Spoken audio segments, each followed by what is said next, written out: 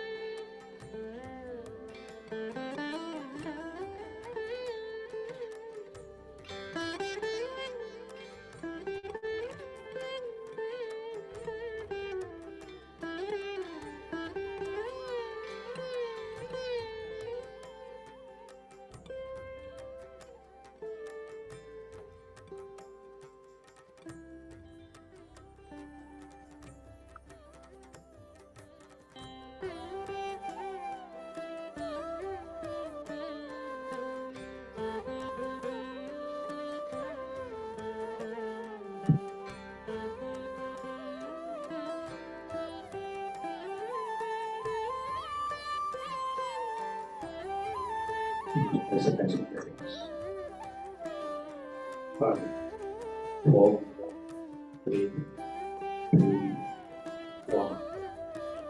Slowly, place both of your hands in your eyes for 5 seconds. 5, 4, 3, 2, 1, 0. Slowly, take off your hands and open your eyes with a big smile, my dear friends.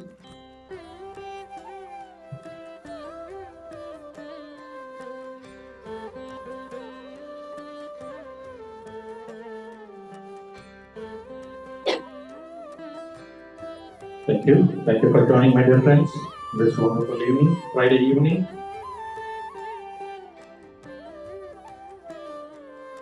Well,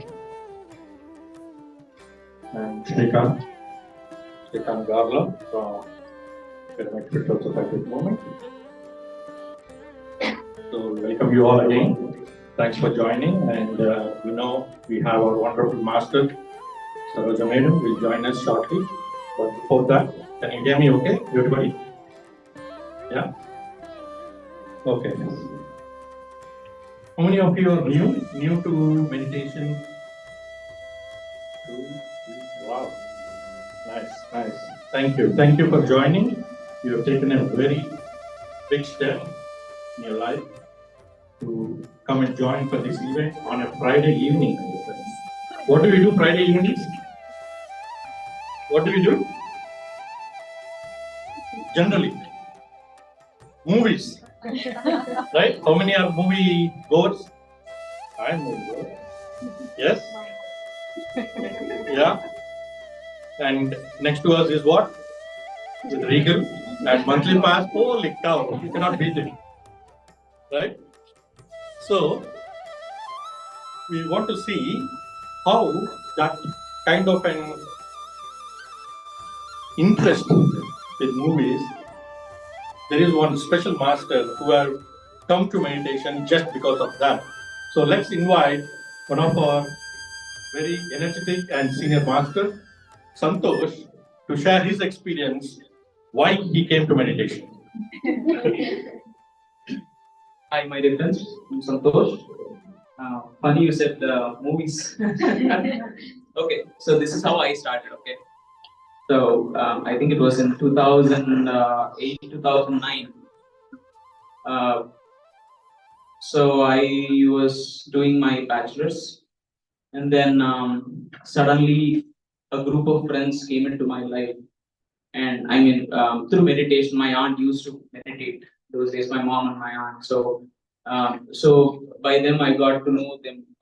They're known as pyramid Young Masters Association. It's called PIMA in India, right? It's a branch or branch of PSSM. It's a group of young masters, who meditates and spreads meditation, who helps others in different activities. So all they said was to me, we are going to movies every day, almost every night, like 3, 4 nights. Second show, 9 p.m. every day. Do you want to come? I said yes. We'll pay for your ticket. I said yes, of course. It's very good. I don't have to pay anything. I get to watch a movie almost every night. It's okay. I had my every day. I used to finish my dinner fast, get ready for 9 p.m. show. I used to live in Gullapalli. I think if anyone's from Hyderabad, they'll know it's very close to Brahmaramba and some theaters, right? Get ready and go there, watch movies. But by the time we come back, it's like 12:30 or something in the night, right? They used to take us and take me. I mean, it's not kidnapping or anything. They say, okay, let's hang out. Why after movie you're going to sleep? Let's talk. So we used to sit in a group and discuss many topics very naturally, not very organically. Okay, well, let's meditate for a few minutes and see what happens. Then I started meditating. That's how I did. I mean, my mom pestered me a lot to meditate. I never did that. I mean, I tried it. I didn't like it then. But this group, that's how I was engaged into meditation. I came into meditation because movies, to watch free movies. And then almost 4 or 5 nights in a week, we used to go to movies and then come back and sit and meditate and discuss many topics and then go back home, sleep and wake up in the morning, go to classes. That's what my schedule was almost for 3 to 4 years. So yeah, that's how I got into meditation. Thank you, Santosh. Thank you. So why we brought the topic of movies is there's very close relationship. If we understand that relationship, we'll enjoy our meditation better, right? So let's talk about that relationship for now. When for first timers, you have done today meditation, right? For first time. So you were into thoughtless stage automatically, right? No? Or you had some thoughts while you are sitting? You have thoughts, right? Of course. And after doing up, I'm doing meditation for past 25 years. And I still get into the thoughts. It's not that, okay, if I'm doing today, tomorrow my thoughts are going off. No. Past 25 years, my thoughts have not gone out. Right? Now, how do we get rid of this illusion of I'm getting so many thoughts of meditation? How do you get rid of that is what the trick is, right? So one of my master, when I was initially practicing, I used to complain like this, saying, I'm sitting and there are continuous thoughts, something about maybe cricket that day or the movie watched that keep on coming to my mind, right? So I used to complain why I'm not able to sit into meditation, I'm getting the thought. So he advised me that you don't see that as a thought. You like movies, you watch it as a movie. The thoughts, you watch it as a movie. So from next time when I'm sitting in meditation, when I come out of meditation, that master used to ask me, now, what movie did you watch? Not that what kind of thoughts you are getting. No, what movie did you watch? Right? So that time I used to say, okay, I watched cricket. That the final over was the ultimate. That's good. You are able to now figure out that the thought, what kind of pattern you are getting, you're able to address. As of now, if you realize, you do not know what the thoughts are because they keep on flashing continuously, right? From that angle to the angle of observing the thought, I went into because of this trick, right? Now I'm watching my thought as a movie. Okay, next time I'm sitting, I'm getting all my work. Okay, today I have to do this. But again, my focus is into what I'm doing. I'm able to differentiate the thought, right? I know what I'm thinking. As earlier, oh man, there are a lot of thoughts keeping coming. I do not know what to do with them, right? But now I know what thoughts I'm getting. The pattern of thought, I understood the pattern of thought. So when you observe your thoughts as a movie, And that pattern, when you understand, that pattern will not repeat again. That is the beauty. So each time you get your pattern change. Okay, today I saw the movie. Tomorrow maybe I'm seeing politics. Tomorrow I'm seeing my childhood. Whatever. That pattern, that finished. That pattern is over. That pattern is over. Now, over a period, patterns are complete, my dear friends. There are no more. Then you get into the bliss. Now also, from nothing, you came to some clarity of what thought it is. Earlier it was confusion. Now you have clarity. Then from clarity to bliss. Right? See the beauty. See the change. You should not fight with your thought. You should work with your thought. That is the difference. Okay? So let's talk about with one other master who has done wonders with meditation. Anybody who wants to share? Lakshmi Garu, please. She's one other master who has done various experiments with meditation.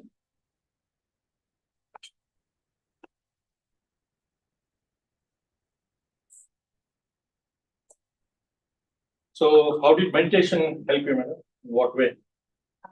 First of all, welcome you all. Thanks for joining us with a short journey. So I was always spiritually oriented, and like many Lalita Sahasranamas, 108 Lalita Sahasranamas, 1 month or something like that. But always I had that eagerness, zeal that there is something more which I have to do, and not this. So I once went to Shri Sai Baba temple and I learned about meditation. And I know for the first time what he was saying, the thoughtless state. I was in that thoughtless state. Then I got to know what my heart was searching for.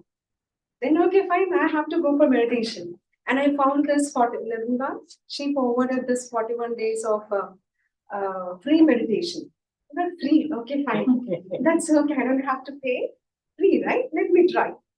And that's what I got to know. There is a whole lot of world behind us where we are we consciously don't observe. Then I got to know that all the living, all the love which I've been exhibiting in the house, there is some flaws in it. No, there is a deep, when you go for meditation, it's not just a meditation. Then I learned that PSSM, the Pyramid Spiritual Societies movement, is sharing wisdom along with meditation. That is where I got connected to. And then they got me like, first I was okay. Oh, these are my flaws. I have to work like this at home. I have to talk. Maybe I'm the person. Our kids, the first time I heard that kids are my reflection. Oh, my kid is not listening to me. That's my part. Come on.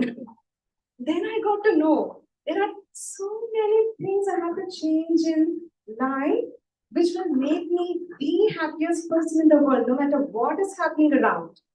Then I got to know about meditation more deeper. And they talked about something like this body, that body, astral body. Oh my God. Then I immediately searched Google it. I found some millions of views. And I thought, oh, these many people are roaming around like normal people talking about bodies. Where did I come? And these people are giving for free. Then I realized, no, the real wisdom comes free because no one can stop it. And PSSM does that. Let's give a good clap for this. Because when I initially knew about it, I was skeptical, but I was changing myself. I was changing my family. I know I'm making difference in the community I'm there. I know the difference we can make as a single individual. And that is what we gain the strength to give that wisdom to everyone free. And we have, there are many masters who are working towards the progress of individual, and we got to know that individual progress is the society's progress. There is nothing like individual progress. And one among such master who works for social progress and individual progress through meditation and wisdom sharing, I would like Pushpa Pocham to come.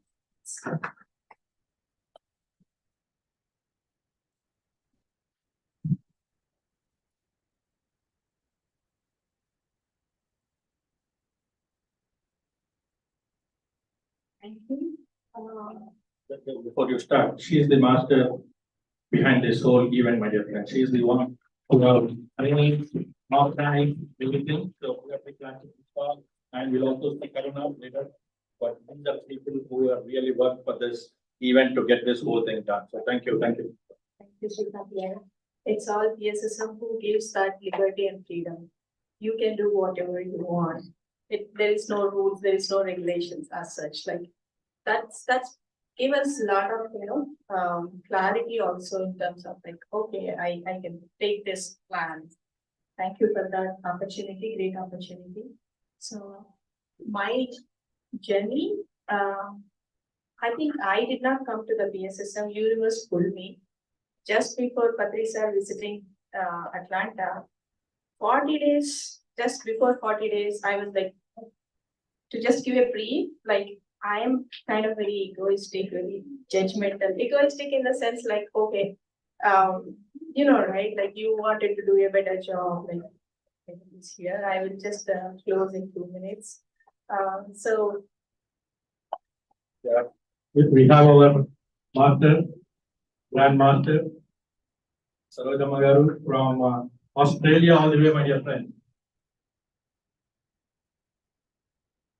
Give a big clap welcoming her.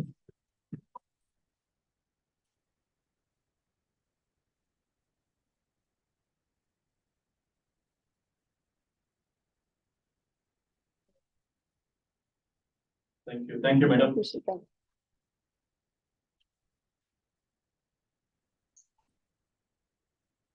Very fast. no, take your time.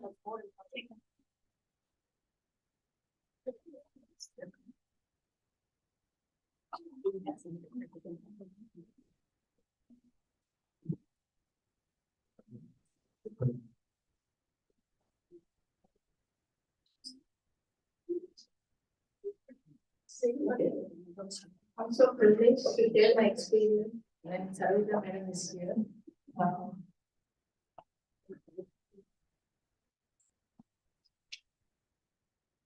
So I came into meditation like since from childhood, like I was drawn towards like after I came into meditation, I realized I have so many guitars at home. I like melodious music and I like, to be calm, not be in an argumentative. Like I don't know whether I felt that is my minus, but I realized it's not that. Like you're more focused and you're more, clarity. So I realized that after coming into meditation, how meditation improves the clarity, how meditation improves the focus and decluttering, like how we feel whenever we, organize our messy closet, right? That's how I feel like. Yeah. So thank you. Give it to madam. Thank you. Give me a minute, let me organize myself. I'll continue. Yeah. So okay.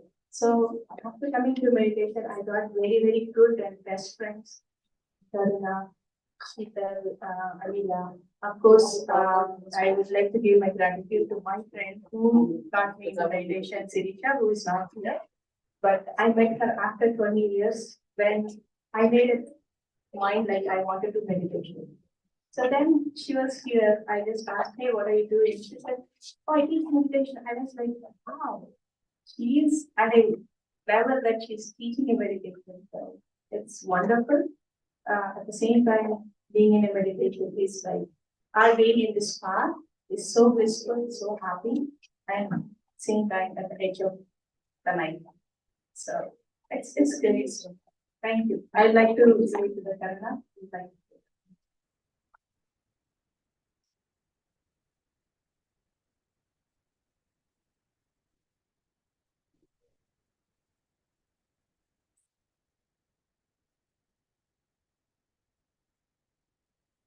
Thank you. No, I think that's perfectly okay. Go ahead. Hi all, my name is Karuna. I work as a software engineer. I would like to particularly talk about health. Health is today's buzzword. I know most of us are encountering health challenges. I did too. I was diagnosed with various challenges in 2019. So it was affecting my mental health, physical health, and my profession. It was affecting my career and personal life on various fronts. So I had resorted to allopathy medication, Ayurveda, allopathy, holistic practices, but nothing could come to my health as I wanted to. So then I was introduced to this breathfulness meditation by one of my friends. And I started in 2020, end of 2020. And since then, there was no looking back. My numbers are improving, and it has changed my mindset in the sense that whatever is the challenge, let it be there. I'm not going to get affected by it. So that kind of mindset has certainly helped with my health challenges and other challenges. And I take great pride in the fact that I introduced my mother to this practice. So she had a rigid mindset. She was going through some challenges. She was not willing to take my advice. So I introduced her to this practice. Within 6 to 9 months of 30 minutes of meditation every day, she could, half of her medication is dropped down. She could get rid of her upper back pain and headache and migraines. She's happy, I'm happy. So it's a happy home, happy mindset.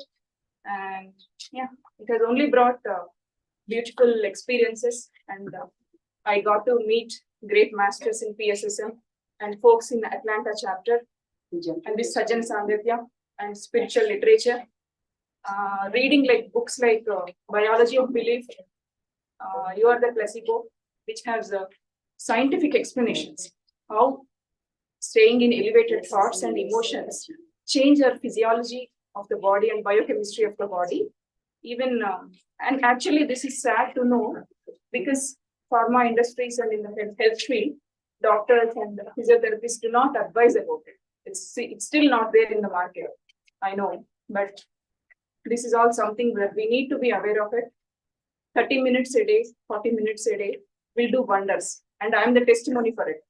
So take my word. Thank you.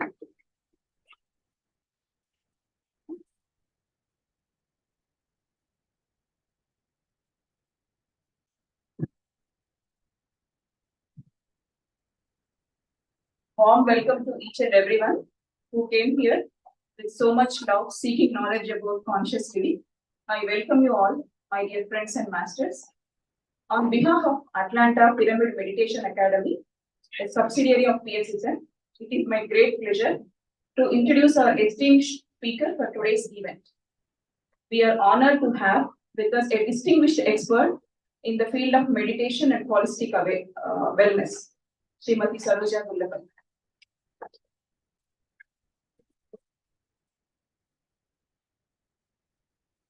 Madam Gullapalli is the founder of several transformative initiatives, including the Beyond Your Mind Foundation and Crystal Children Corner Academy. She's an award-winning motivational speaker, self-empowerment coach, holistic counselor with extensive experience conducting over 500 spiritual workshops globally.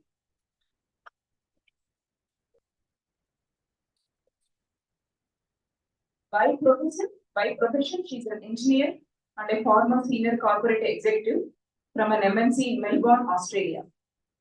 Her accolades include the Victorian Multicultural Award for Excellence and the title of Brahma Vidwan Mani in 2019.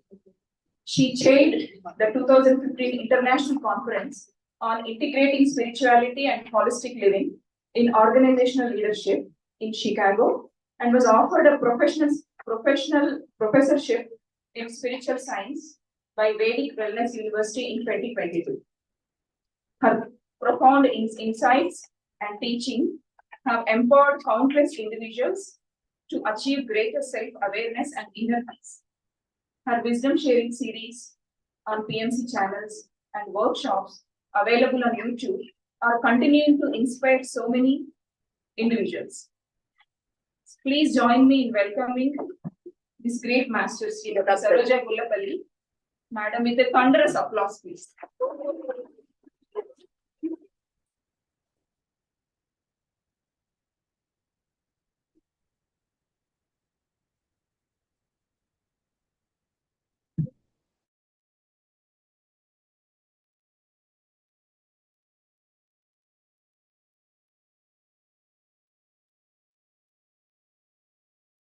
But what really matters is I'm here.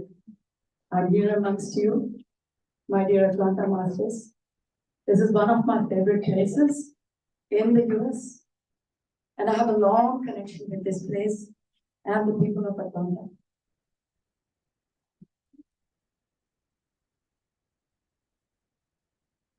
We know we are all globally connected. I believe it. Though I'm far away physically, back in Melbourne, miles away, as she has told that I come from Australia. And there are many people in the US who don't even know where Australia exists. Not you people, you're very knowledgeable, by the way. But while I was traveling around the US with my family, and we just happened to have a few conversations. Where did you come from? Melbourne. Where is it? Australia. Where is that? And I was really shocked. I was so oblivious. What happened? Immediately, ding! My flattening ego was so hurt. How the hell these people thought of where Australia exists? It's not their fault. We're so far, far away physically. I don't blame them. And by the way, excuse my voice. Normally, it's not this croaky. I have a beautiful voice, trust me. The constant wisdom sharing that's been going on for the last 10 days. I've been having sessions since morning to evening, and this is the result of that. And I'm sure you know the beautiful drink that Sheetal has made for you today. This one. Sure, you know, this will get me through this discussion today. Thank you so much, Sheetal.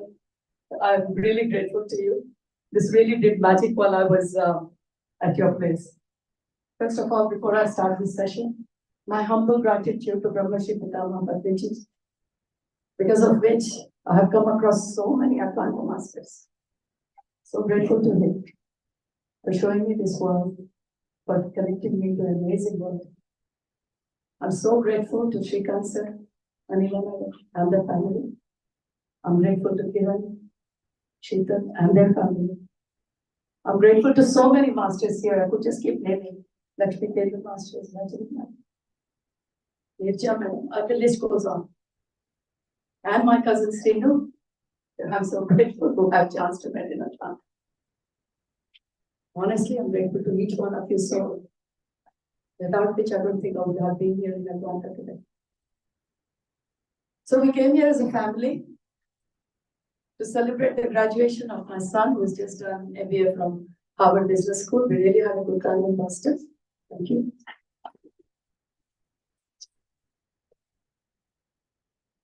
We had a beautiful family holiday.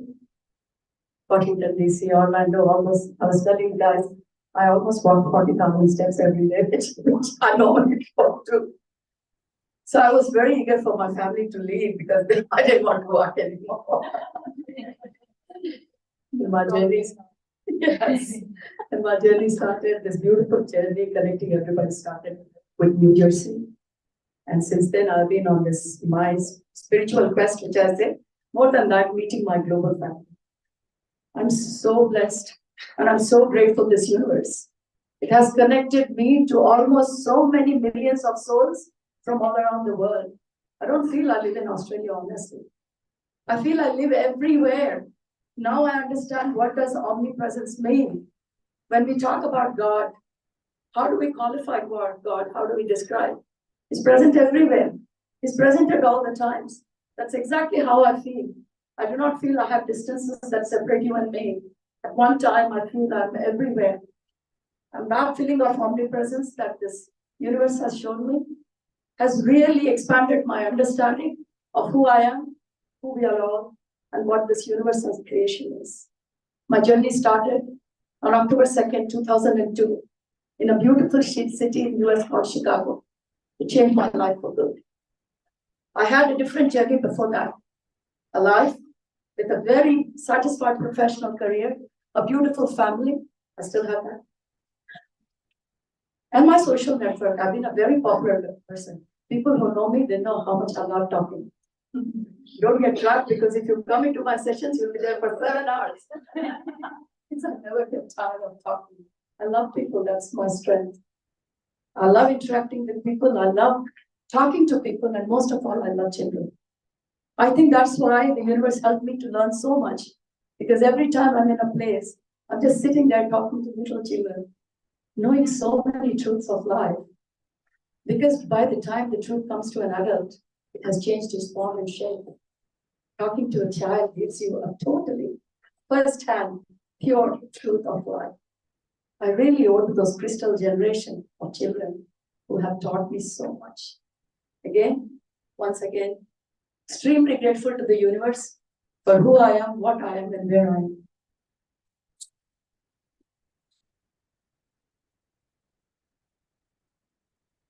I wasn't going to use the podium, but I did. For those who want to look at the slides, feel free. You don't have to look at the slides. That's only there if you want. Don't dim the lights because they can still see it. That's fine. I'm going to put these things aside only because I don't want anything to be between me and you. This podium is enough. I don't want any more obstacles between you and me. Today, if you guys have seen the flyer, well and good. If you have not seen the flyer, all the more good, because I can say anything. But I'm sure you guys have seen the flyer. And it says conscious living. We're all going to talk about conscious living, right? Not only that, if you manage to see the fine print, do you know how you have those marketing flyers that come out? There's always disclaimer, fine print. Nobody wants to read it, right? But there was this small print on my flyer. What was that? Of course, conscious living, we are going to talk about what does it feel to live a conscious life. But if you manage to read the little print there underneath the flyer, it's about what effect does our thoughts, our words, our actions in life on our life are. So when you're consciously living, then you realize that every word that you speak, there's one step before that. Nothing comes to word. First, it has to come as a thought of the mind. You all know that. This is not rocket science, but I'm just trying to connect the dots just to start the discussion today. This is an interesting discussion because I'm not talking about any alien topic. This is our topic. If you have any questions, please hold them, and I'm sure we'll talk about it. Not that I have all your answers, but we can kind of discuss amongst us, right? So everything starts with one thought. As I said to the children this morning, by the way, kudos to children of Atlanta. What an amazing session we had this morning. Oh my God. The kids of Atlanta are absolutely atom bombs, evolved souls. I had a ball this morning. I spoke for 3 hours and not one child moved. I had children from like this to that, and I was so proud of them that the focus continued for 3 hours. Not only that, they made it an interactive session. I'm so thankful to each and every child who participated today, because I know they have taken a lot of key takeaways. Because I had a chance to go to my cousin's place and listen to their children's view about what the workshop was. I really was happy. Even if the kids have taken one takeaway, one small takeaway, my whole trip to Atlanta is done. I don't want anything more than that, right? And what we discussed this morning was, everything starts with one thought.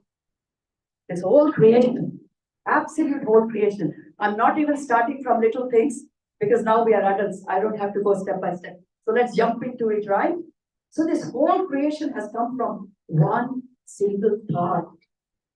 So the thought comes out, and along the thought, there is a friend that comes along with it. What is that? We call it feeling, emotions. People are same, right? Feelings, normal layperson word, and that's what is called emotions. So observe, whenever the thought comes out, it's always associated with emotion. And I always give this example. Someone has given you pain sometime, and you're just sitting, and that person passes. Just look at them. Hey, that's Sheetal. Sorry, Sheetal, I'm using you. I have to use. Oh, that Sheeta. Oh my God. I hate her. Last time I went to her house, she didn't even offer me a cup of tea. So one thought is coming up with all the commission baggage that we have with Sheetal. God knows how long we can remember. So friends, if your thought is just a thought, then no problem. Keep projecting as many thoughts as you want. It's not going to do you any damage or otherwise. But if every thought is baggage with emotion, that's where our story starts.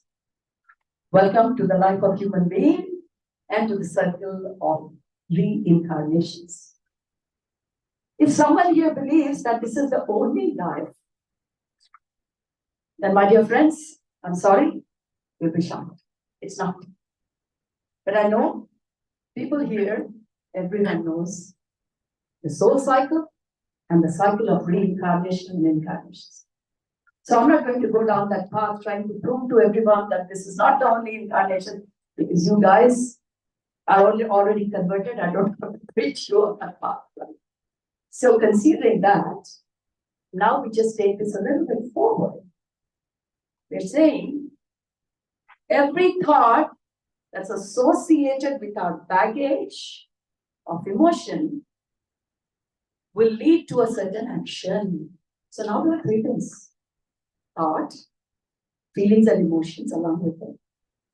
And according to that, you don't just act according to your thought. Nobody reacts according to their thought. They react according to the feeling and emotions attached to the thought. So this whole game of life, incarnation and reincarnation, is not because a thought was raised, not just only because a thought was raised, but because that thought was fully charged with your feelings, with your emotions. Didn't I say this morning? This world is, the basic raw material is what? What? Yes. Give a big round of applause to this. That's what the Planta children are. We didn't talk about little things today. We straight away hit the energy. They all know the common language in this universe is energy. Universe doesn't understand Telugu, English, Hindi, Greek, Spanish. No.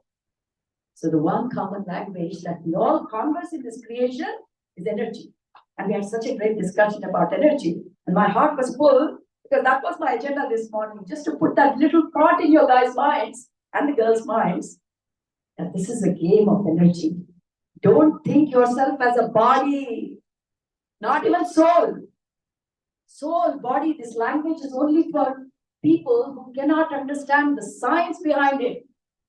We are just not spiritual seekers. We are spiritual scientists. Aren't we spiritual scientists?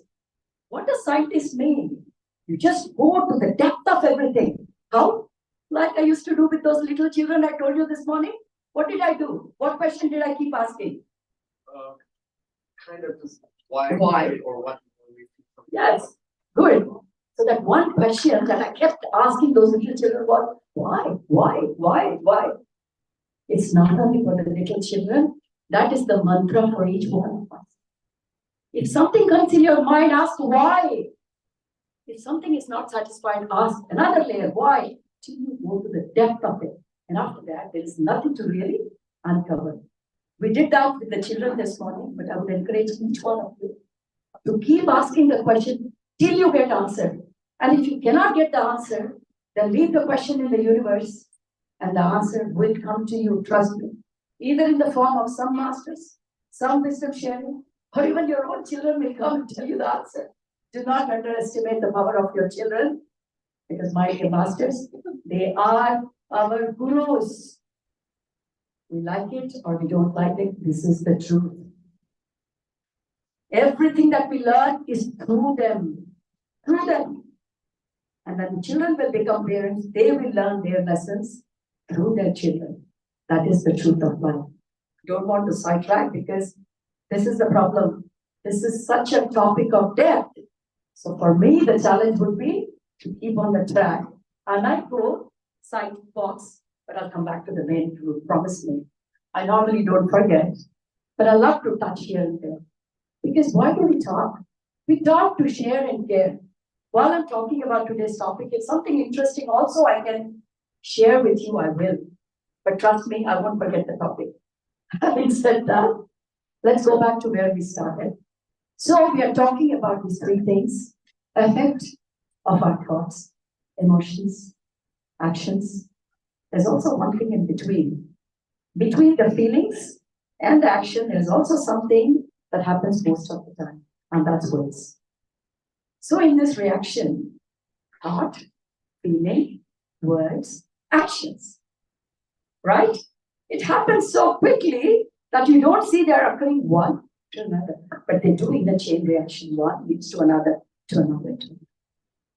What effect does it have on our life? And my dear friends, the life that we are leading right now is the sum total of all the thoughts, feelings, actions, and words that we have projected into this creation, either last life, or the life before that, or the life before that, and that goes on. So what are we talking about? When we say we are living consciously, it means that you understand why you are at this junction in life. First, you have to be aware. Why am I going through what I'm going through? Without that understanding, no one can have a conscious living. Conscious living comes with an understanding. Unless you know what is happening in the present moment, you can't have a path to go forward. How do you put a location on your GPS? First, it has to understand what's your current location. Then you put your destination. And then you say direction, route, steps. So wherever you are from, that is where your GPS is going to take turn right, turn left. But if the GPS can't locate where you are, there's no showing route, right? That is what happens in life. So first we need to understand why we are here, or what situations have caused us to be at this junction of life. And you know, the beauty of us is we know all the theory. Theory, we are experts. Now we are doing the science part of it, practicality. And hence we are turning into scientists. Before that, we all were called pundits. You know pundits? They don't have to practice anything. They just need to know. Do you know this subject? Yes. Do you know that subject? Yes. You are a pundit.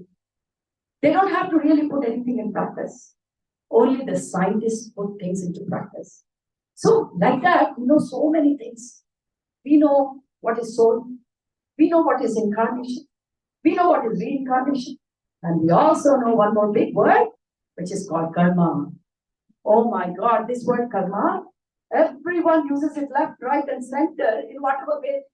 Oh my God, sometimes the words they use, I think, do they even understand what they are talking about? I don't want to use the word, but you many know karma is a dash, dash, dash.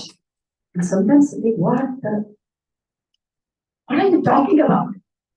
So feels like it's a very understandable topic. I do understand what it is. But what I'm going to do today is I'm going to take a step back and talk to you people. Do we really understand what is karma? And I just told you what is karma.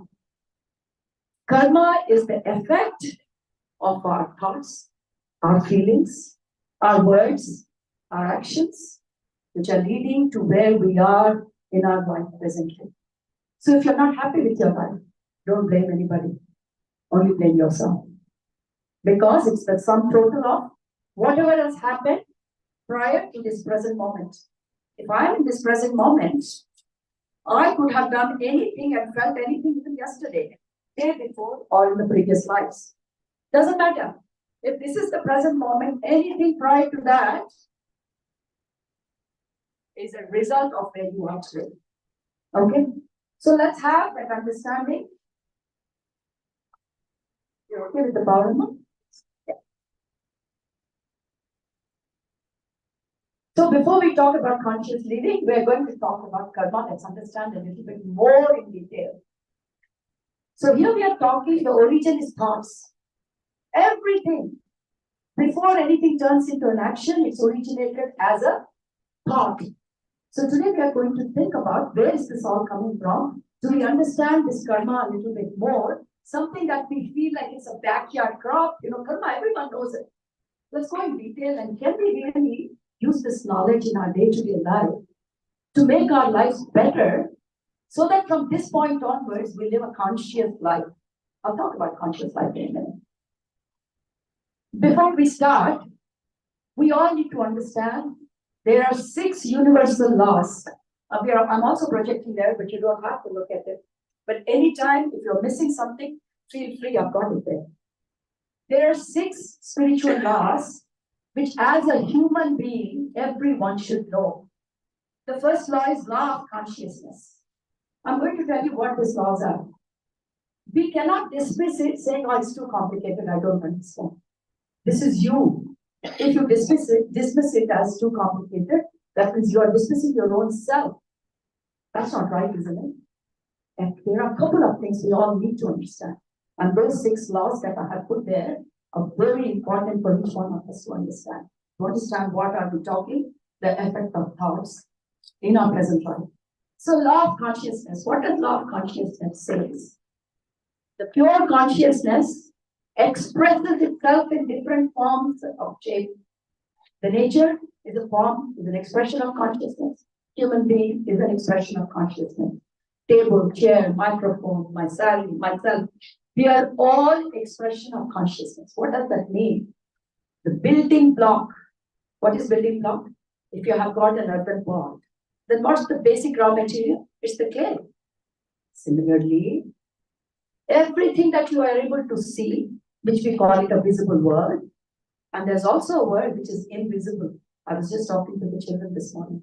Just because your eyes can't capture beyond the spectrum, it doesn't mean that the other part of the universe doesn't exist. So there is a universe that you can capture with these eyes. Eyes has got a limitation. But there is so much in this creation that you can't see through these eyes, which we can easily, broadly categorize as invisible universe.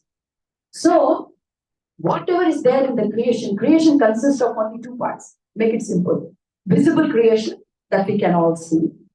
And rest everything is invisible creation, right? Everything in visible and invisible creation is an expression of consciousness.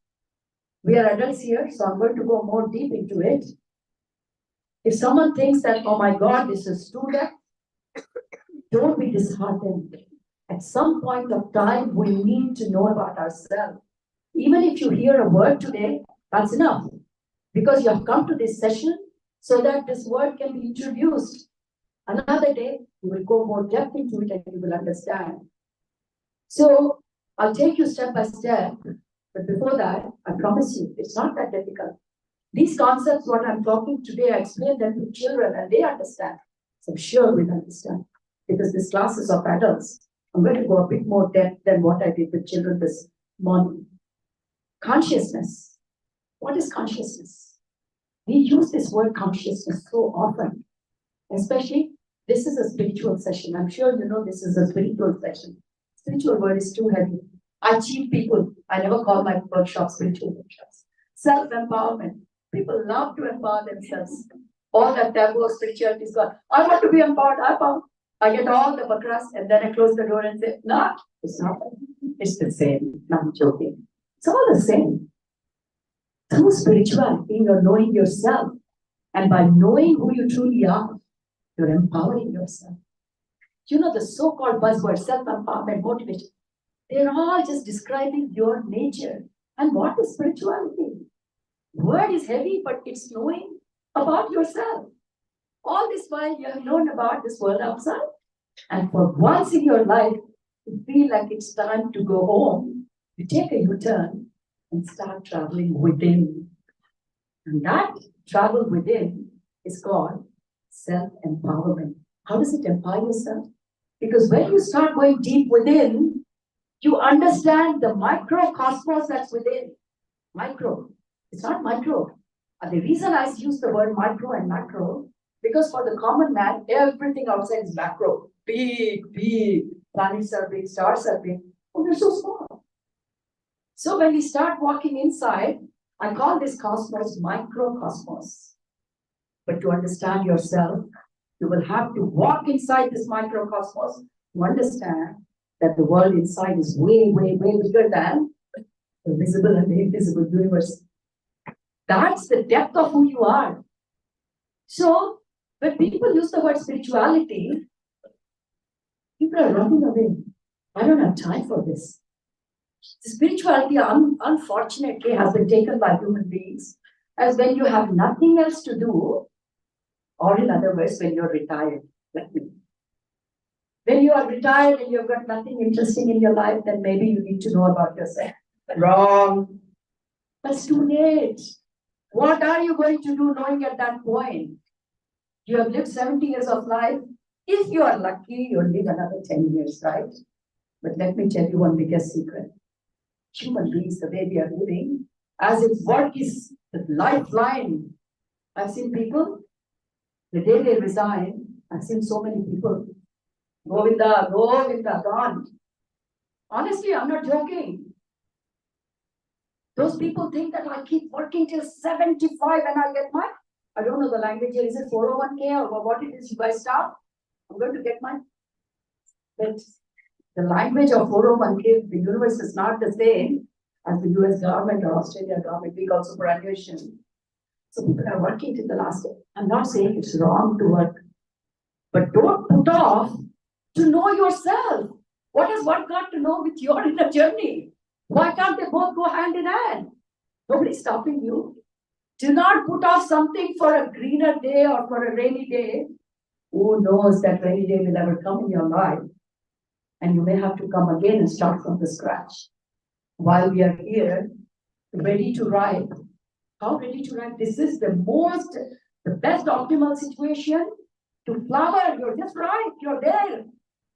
Don't put it off to another time. Because that another time may not come in this lifetime. And then you take another life and you have to go through all this trouble. Have an accident, go through depression. And then one day, who am I? Same question. We can ask it right now. Do we need a slap on the face to ask who am I? But we don't need sway that long.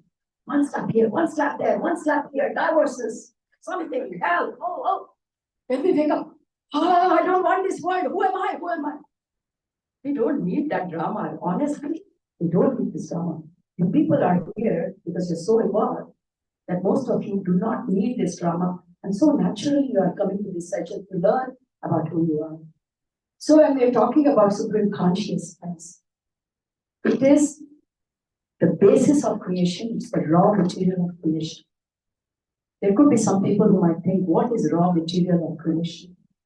I said energy for children, but we are adults. We need to go one step further in. Consciousness is nothing but, in simple words, awareness. That's all it is. People use big words, Parama Chaitanya, Supreme. Use whatever you want. At the end of the day, it's only awareness. What awareness? That you exist. That's all. In Sanskrit, the words we use, Aham Asmi. I exist, that's all. Aham Brahmasmi, Aham Shivasmi. That we attach that because it looks good. I'm Brahma, I'm Shiva, I'm Vishnu. We all want labels, we all want those 4 hands, exact. Nothing. We exist, that's all. That is the Parama Satya. Aham Asmi, that's all is consciousness. So the consciousness just exists. No form, Nirakara, Nirguna. That's why all these qualities, because you can't describe it. Because it's only awareness. Awareness that I exist. That is Parama Chaitanya, the Father, the Creator. Don't we all feel that? Don't we feel that awareness that I exist? Each one of us, if we can go within us, we have the same feeling, I exist. That is why they say that supreme consciousness has expressed itself through everyone. They're all part of that supreme consciousness. It doesn't feel like that. But we are still. How do we check? If ever you still feel that I exist, then you are. The day you feel I don't exist, then we can talk about whether we are expressing our consciousness. So the first law of consciousness was the supreme consciousness, which is just the awareness, is expressing itself through everything, visible and invisible universe, right? That's first law of consciousness. Second spiritual law that we all need to know is law of reincarnation. If it is incarnation, that means we come onto this plane once. Reincarnation means we come again and again and again and again and again and again. Why do we come again and again and again and again? Very simple. Don't believe the cotton wool stories we hear all the time. People have made life so complicated, you don't want to enter into it. My job is to make it simplified, and I try my level best to make it simple. No big story behind. If someone says there's a big story why you have come, no story. We only come down onto this earth for experiences. That's all, full stop.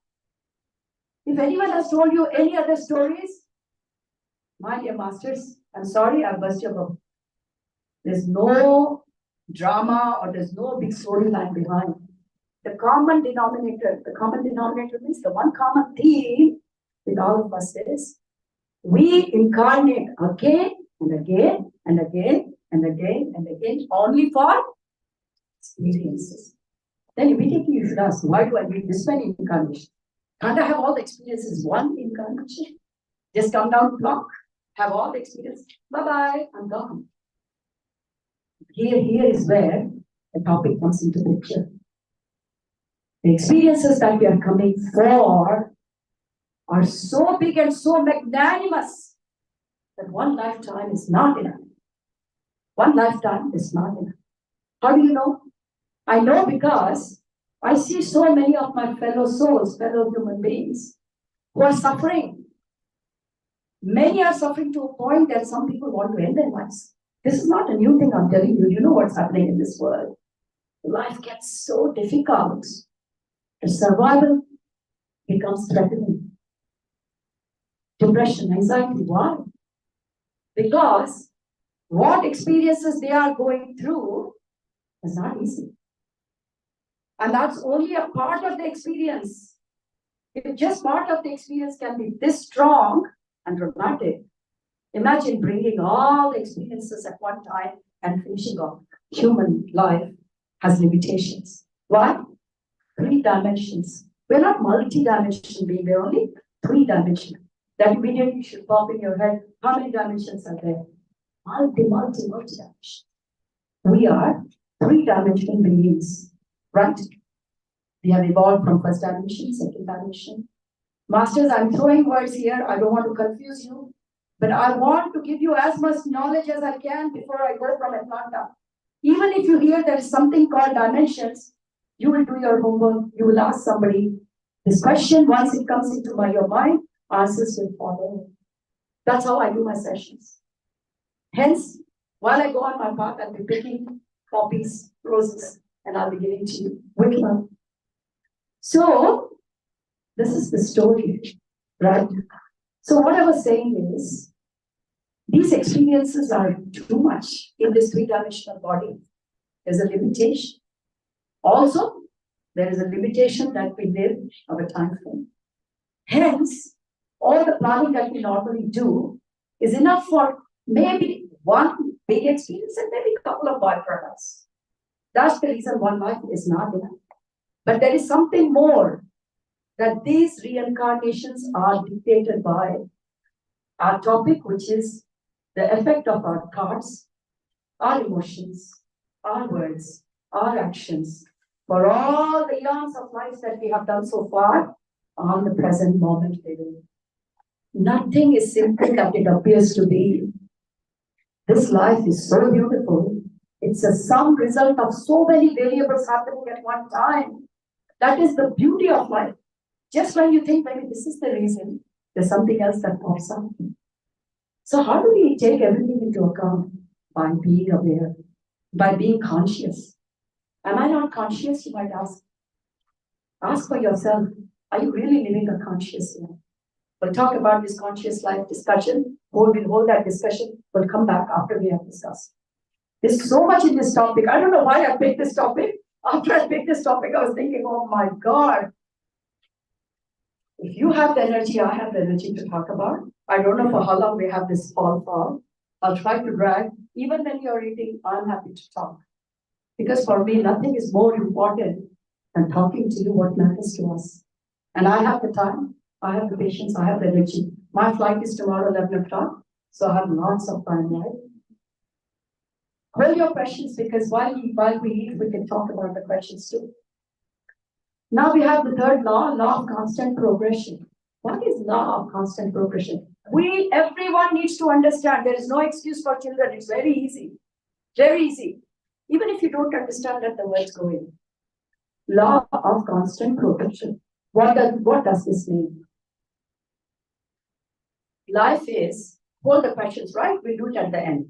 Yeah. Law of constant progression is, we are always progressing. Even while you're standing straight, you're still progressing. Progression. That is what this human life is about.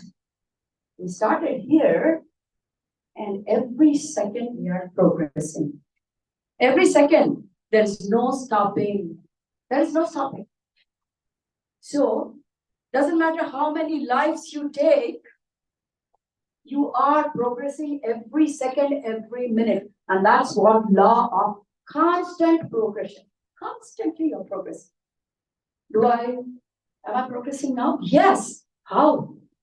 You're sitting there, but information is going to you. That information that is going to you is slowly bringing knowledge up. Knowledge is light. We all talk about it. We are light beings, we are dark beings. Use these words. What does it mean? Ignorance is darkness. Knowledge and wisdom is light. That's all it is. Light beings means not somebody who flies from the sky like an angel. We need not have wings. Light beings means we gain that knowledge that can dissolve this ignorance, the darkness within us, and make us light beings. More light coming in means more knowledge coming in. That means you're progressing. The more wisdom you take, you're progressing. Progress doesn't mean only physical progress. Progress for a spiritual being, you don't like the spiritual word, you can use another parallel word. I use that word all the time to trick people. I call holistic. This is the life, this is the jamana of holistic food, holistic life. Everyone likes holistic. What is holistic? Holistic means at 3 levels. We all know about physical level. Holistic means physical, mental, and spiritual. Just knowing about your physical body is not holistic, because your physicality is only 10% of who you are. 10% only. If you know about this body, neurosystem, cardiovascular system, digestive system, reproductive system, great. But that's only 10% of who you are. There is 90% of you which is beyond the physicality. Who's going to learn that? It's about us. If we are not interested, then who will be interested? This is what lives are about. In first few lives, we learn about our physicality. In next few lives, we learn about our mental plane, emotional plane, the intellectual plane, the bliss plane. This is how we keep moving. And hence, human life, human cycle of incarnation and reincarnation is constant progression. I hope I have said enough. Then there is next one, law of hastening progression. What does hasten mean? Hasten means speed up. You're going at 20 miles per hour, and then you're seeing someone is tailgating you. Speed up, fast, quicken. That's what hastening is. So there is a spiritual law, or holistic law that governs our life, which is law of hastening progression. What does it mean? What did I say? Even if you're sitting still, you're still progressing. Because life, human life, means constant progression. And the word we all know is called evolution. Darwin's theory of evolution. Everyone should know by now, isn't it? Everyone learns in the school. Darwin theory of evolution. We were like this, then we became like, then all those pictures that makes from a monkey to this. What is that? It's just showing how you're evolving. This is the physical evolution they are showing. But there's a whole evolution that goes within the mental plane, emotional plane, spiritual plane. All that progression put together is real evolution. Just not physically from age 0 to 10. Yes, that is also evolution, but that's not the only evolution. So how can you hasten? How can you speed up your progression? Because you're at point A and you have to reach point Z.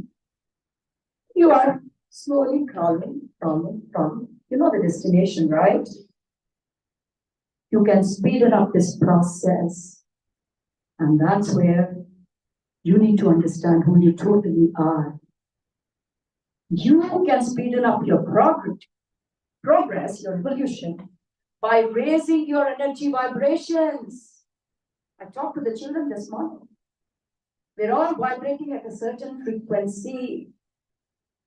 You get more knowledge, your vibration is increasing, your frequency is increasing. The more knowledge that comes up, knowledge could be in any form. It can be through a physical experience, through a wisdom sharing, through a mental experience, emotional experience. Suddenly one day you find yourself in a new realm, my dear friend there, and even that's an experience, and that also helps you evolve, right? So evolution can be in any form, but how do you hasten it? Once you know how you're evolving, that means you're raising your vibration. Why vibration? Because everything in this universe is energy. Everything. Energy is always traveling in sine form. Any wave that travels in sine form has a frequency. We talked about all this morning. I'm so happy the children are there who are nodding like this. That means like, I know, just go on, mother. Love it. So glad you're here. You're my benchmark, right? Yeah. So we talked about it. How we travel, we radiate an energy, and that's in the form of a wave, and we have a frequency. So the name of the game is we're just increasing our vibrations, the frequency. How can you hasten your vibration? And that's what we all did before I walked into this hall. What will you all do? Meditation. One way of raising your vibration. That means one way of hastening, you're quickening up your evolution. You would have anyway evolved, even if you did nothing. But the process that you people did right now is, can you hear me? Yeah. Is you're hastening your progression. And the technique you all did was meditation. Why? Do we all have answers? How meditation hastens our progression? Any question? If you don't know, I'll speak, otherwise it looks like everyone knows it. So we'll move forward, but if there's one or two, we can talk at the time of dinner, right? If it looks like most of us know. We know why we do meditation, right? Do you know the story of cosmic energy and all that? Yeah. Okay. So we won't talk about it. Yes? Can you raise hands? How many are new meditators and new to these kind of subjects? So that a little bit up. Let's not do this, please. Okay, 1, 2, 3, 4. Okay, we've got quite a few. Yes. Thank you, Lakshmi Madam. Otherwise, the only interaction I'm having is through Madhav. So I'm trying to listen to him at the same time. I know I'm looking for others too. Madhav, I'm listening to you, right? So there are some new people. Is something that you want to tell me? You go, okay? Right. So I said speeding up the process. How are you speeding up the process, right? I have to go a little bit deeper. I was hoping that I can skip this and jump quite to the next law. But universe wants me to talk about it through Lakshmi Telu Madam. So maybe we will do it. Okay. What happens normally? I said, we are energy beings. What does that mean? Every time I ask the question, what does that mean? Never take anybody's answer as your answer. You will never learn anything. That's why children learn so many things, because they just go asking, why not this, why not that? That's how they learn. We should also become young children. That's how we learn. Why not? Why not? So we'll start. I said we are energy balls. We don't call ourselves body material. I don't call myself soul material. Like say that we are all energy balls. Why? Because whatever we are functioning on, the raw material that this body is functioning on is energy. What energy? Life energy, life force. So many terms for this life force. Chi. Have you heard this chi? Chi, cosmic energy, life force, prana. Right? One and the same. Where does it exist? All around you. It exists in this gap, it exists in this gap, it exists everywhere. You are living there inside prana. Prana is not living inside you, right? How do you know, madam? Let's take an example. You know a pot. This example is more for adults, even if children don't understand it simply. This is an example from Vedas, and it's so apt for us to understand where we stand in this universe. When you make a pot, could be pot of clay. What is inside it? Air, right? What is surrounding it? Air. If I break the pot, the air merges with air. Isn't it? You are that pot. So, did the pot bring air? No. Air was always there. You just made a pot, and the air occupied that pot also, because it's everywhere. If you can understand this example, you will never go wrong. You will never go wrong. Because, sir, I'm okay. Yeah, I'm okay. I just love it because I can move here and there. Yeah, thank you so much for considering. Yeah. So that is how we are. If you can consider this body as heart, so what is inside? What is outside? And what is outside? Chi, prana, life force, cosmic energy. Same word. So how can what is inside be different from outside? Always remember this example of pot, a clay pot.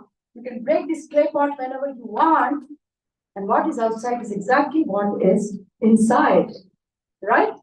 So, what is prana doing inside of our body? It always was there. Why? Because if your body has to function, it needs fuel. Your car has to move, either you need electricity or petrol or something. This car also needs energy. And what's that energy? It's that prana. Prana, cosmic energy. So, you have enough cosmic energy in the shape of your body. Like you had enough air in the shape of the pot. Understand? Now, you need fuel. So, you're going to use up this energy because the food that you eat has to digest. Many people have heard this. Aham Vaishvanaro Bhutva. What is that? Have you ever thought of what is that Vaishvanara?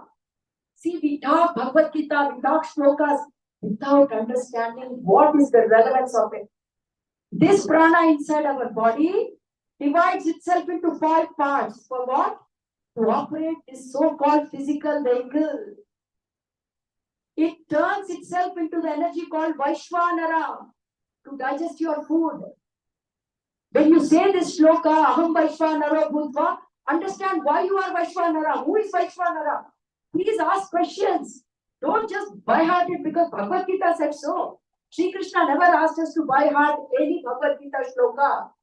These days we have competition. By heart 700 shlokas and I'll give you a medal. Yes, do it. If you want to test your memory, please do. Because Sanskrit is a very beautiful language. It uses all your jaw muscles and every muscle. Every word is like so many syllables. Please do the exercise. I have no problem with it. But don't memorize anything without knowing what you're memorizing. Waste of space and time. Waste. Everyone knows. Everyone takes the first morsel of the food. Aham Vaishvanaro Bhutva Praninam. Sometimes I feel like, stop there. What are you saying? I'm praying to God. If you're praying to God, why are you talking Vaishvanara? Oh, because Vaishvanara is God. Understand what is Vaishvanara. Understand every word you use. Because it's not an alien language, it is your body language. We don't want to understand. So the prana which is inside divides itself into 5 parts. 5 parts means for every body part, it can only use in a certain way. Our brain cannot use the prana in the way it is in the body. It has to refine itself because brain Brain needs a very defined power. So understand what is happening in your body. If you don't know, Jai Google Mata, you get all the answers. We're so lucky, aren't we? We are in a time where all you need is a question. That's all you need, and answers are all there. So understand, my dear masters, when I just said the shloka, how many people repeated it and understand what it is. So this prana that's within us helps us with our blood circulation system, our digestion system, cardiovascular system, nervous system, so many systems that we talk about. And where do we get the energy from? Yes, prana. It's a fuel. So it's going to run out, isn't it? Any fuel has to run out. Then you need more prana. What do? When you have used up this energy, what will happen? I'm tired. Automatically you go to your bed and go, oh. What is happening in sleep? In sleep, you're taking more cosmic energy. Even while you're walking and talking, you're taking cosmic energy, but that doesn't help you much because you're also using it. Sleep is a way that you're not doing much physical action. So at least you can fill in the storehouse for some time. So when you sleep in the night, you recharge and then use it for the following day, right?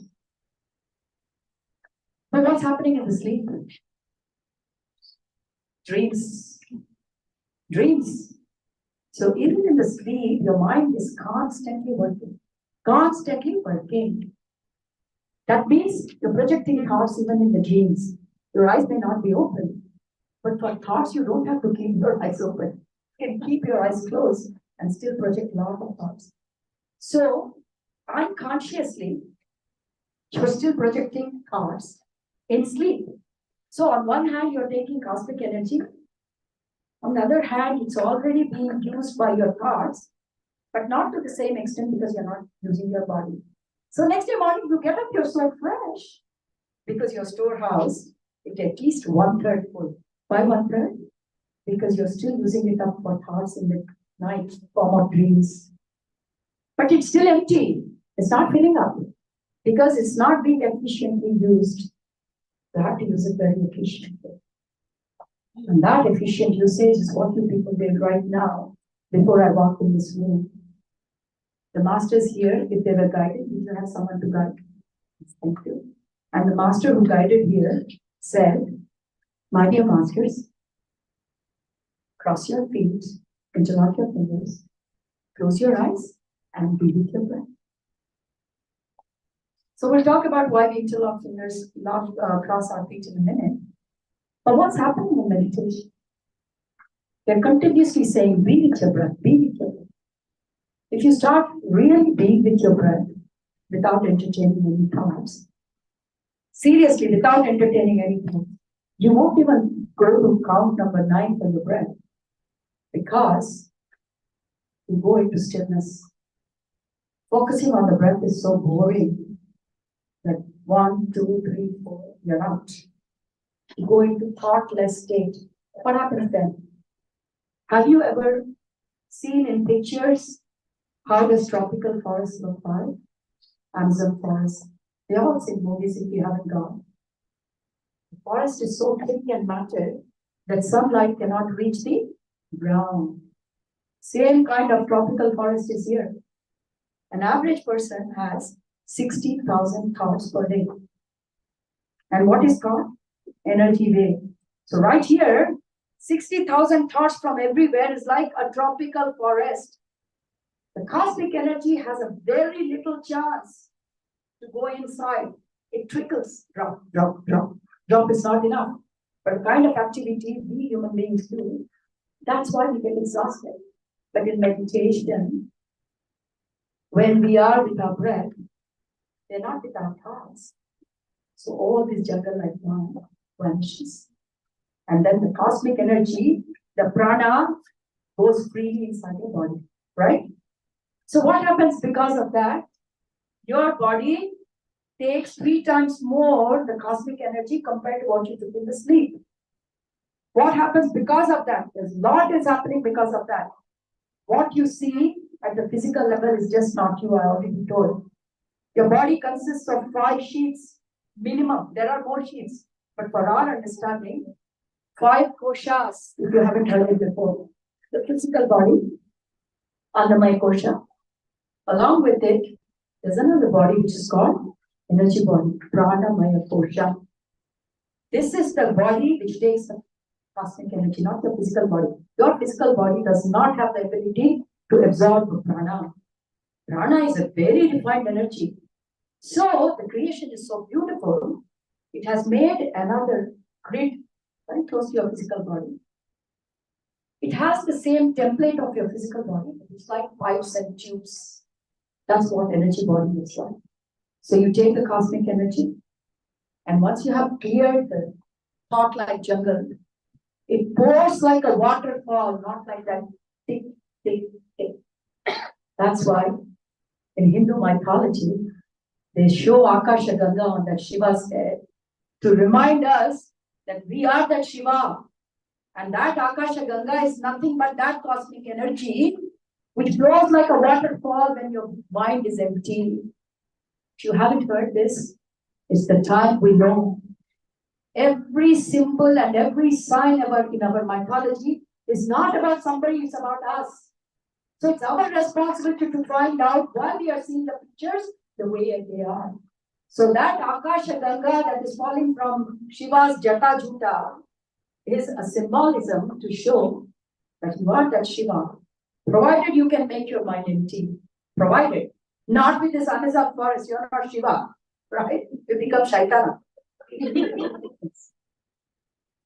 You know what? We become Shaitana because so many thoughts, they are useless thoughts, wasteful thoughts, they do us no good. Only when you empty your mind, like how we did this morning and now, you realize the bliss. And the bliss is coming from that cosmic energy that's filling up your body. What happens then? What happens is, I'm coming back to this topic. See how complicated this topic is. It's like can of worms. I open a word vibration. I have to go this much in depth. Even that I'm doing in a rush because we'll see how much universe wants us to stop today.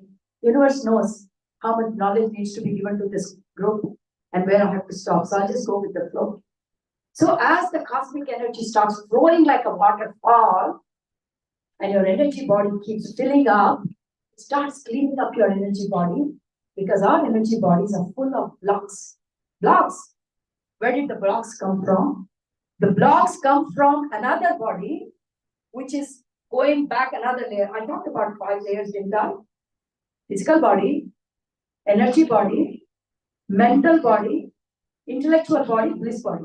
Let's forget the last two, too much of information. We're not going to use that today. But what we are going to go is one more level in, which is mental body.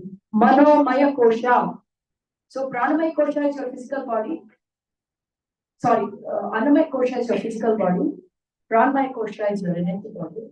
And manomaya kosha is your mental plane. What is mental plane? All your thoughts, your emotions, everything are happening on the mental plane, which is so deep within. The anger that you generate against this society, the hatred that you have for your fellow human beings, the jealousy with which you are living on a daily basis. These are forming blocks in your mental plane because they are feelings of very low vibration, very low vibration. And the least of all vibrations is fear. There's no feeling lower than that. The least vibration is fear. If anybody is facing fear, it's like a dungeon. It's like a black hole. Very hard to look the light. So be aware. If you are fearing something, try your level best to come out of it by any means because it's the lowest frequency in this creation. Because I talked about the lowest, I also need to give you the other spectrum. The highest frequency in this creation is? At least we all know the answers there. So this whole game of emotions and feelings are between the spectrum of fear and love. And I told this morning, it's not that love that's shown in the movies and all children, we all heard. We're not going to go down that path because we are adults, we know, we understand it. So we're not going to discuss that. But what I'm trying to tell you here is, in this mental plane, manomaya kosha, all these negative, so-called negative emotions are so low in vibration What happens when things are low in vibration? You should understand because we're talking the language of vibration. Anything as the vibration goes down, it changes itself into dense matter, gross body. Gross doesn't mean that gross, but it means denser. Things that are appearing solid, they are dense material. As the vibration goes up, you won't see, it becomes sukshma, subtler. So the language of holistic is subtler and denser. So in English, we call every time we see matter,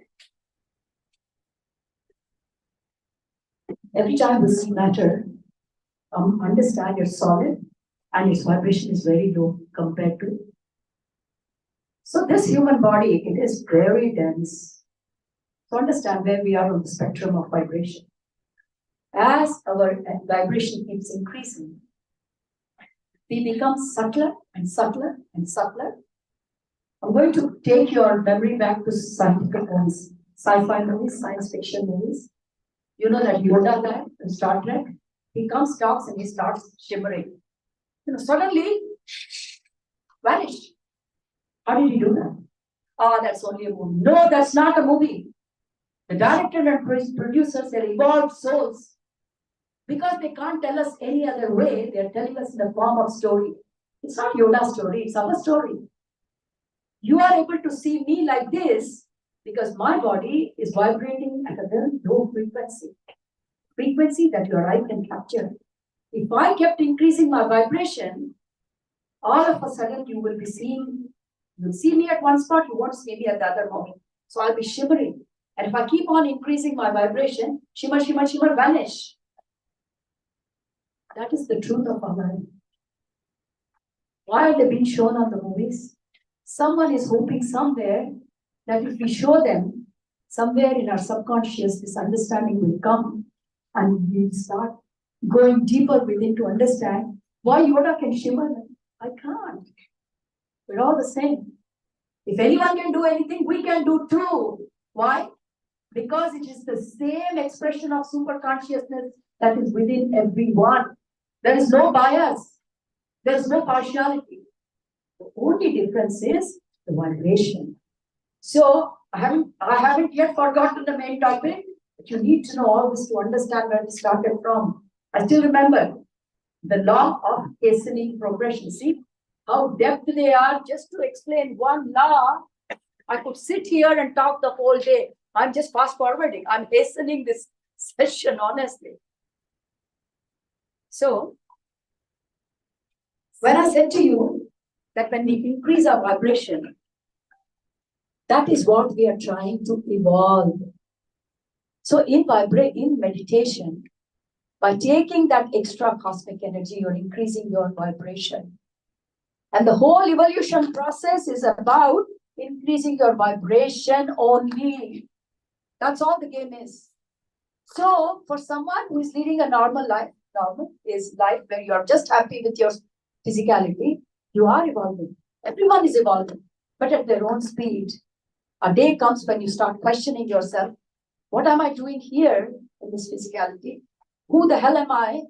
What is the relevance of this life? That question is enough for your path to immediately shift. Till then you were going on a linear scale, and that's when you go exponential. I'm sure we all know what is exponential. Why exponential? Because that question alone makes you think and start doing all those practices. Practices doesn't mean closing your eyes. Even this is a practice. We're talking about knowledge that not everyone talks about. As the information starts coming in, what did I say? Light. That means vibration is going up. That is what light is. Increasing our vibration. And this is the process of hastening progression. If you want to go on a speed path in this travel of so-called life, there are ways and means to do it. And this is what it is. Sajjana Satsanga, Sajjan Sangatya. You meet with like-minded people who have similar kind of questions. You try to know more about yourself. You meditate to connect to your true nature. These all hasten your progression. See, writing one line was easy. Talking, I'm getting just one line. But that's the truth of life. You believe you? Sorry? Water. Oh no, I've got plenty. Thank you so much, Shrikant. I just have to do a bit of melodrama to show that. But actually, I'm not going to that, right? I've got Sheetal's. Yes, Sheetal ma. So then we have got the law of uncertainty. So many laws.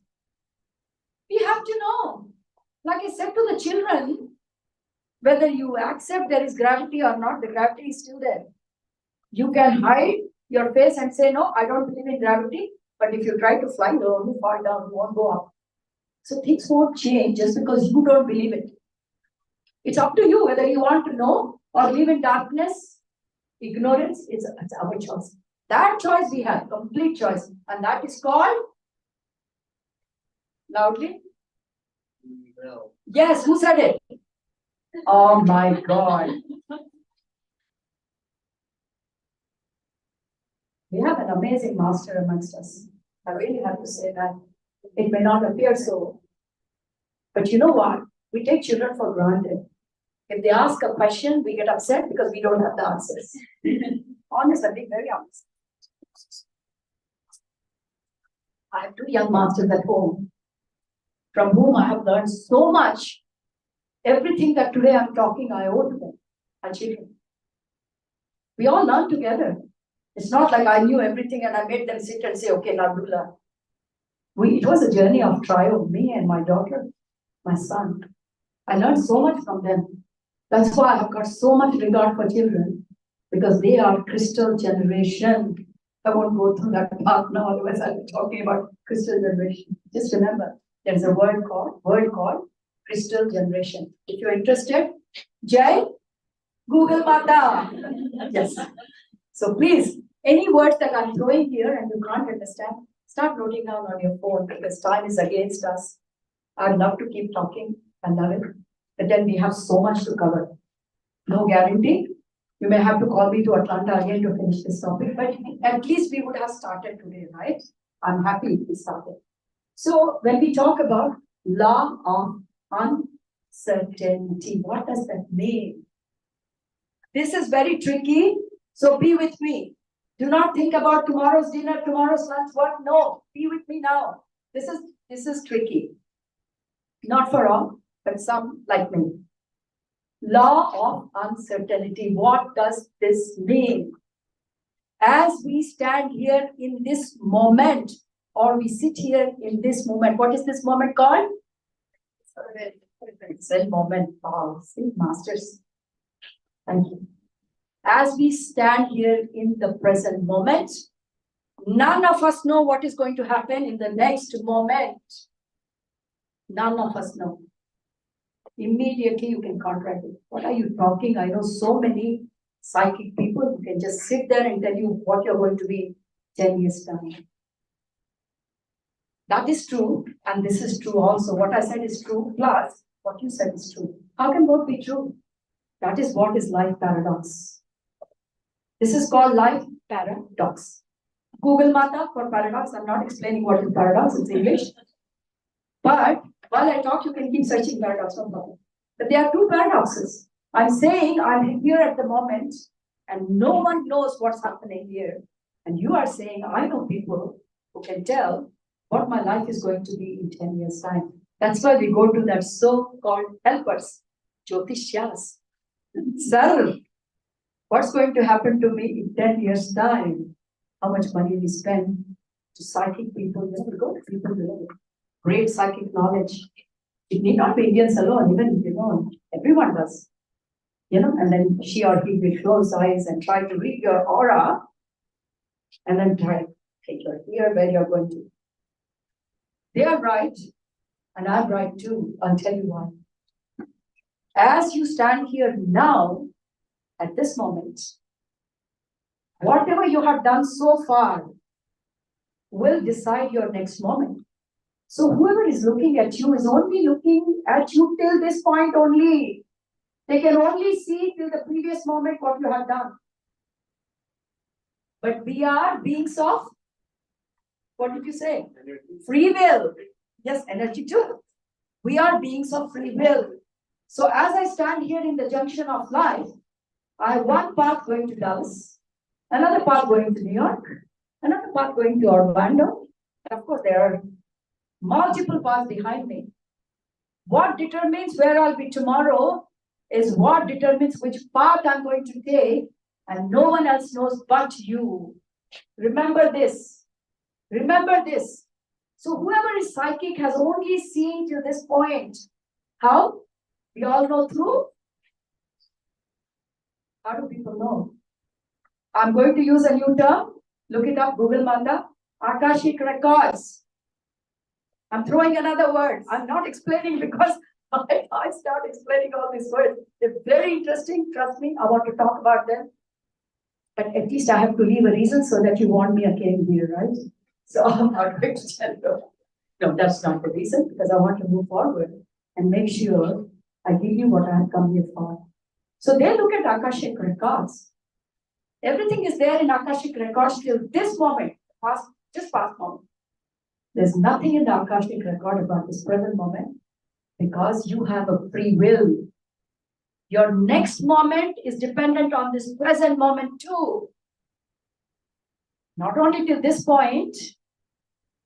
If you were going, if you're running on a path, going to New York, and you come and stand at the junction of present moment, at that point, if you ask a psychic person, where am I going?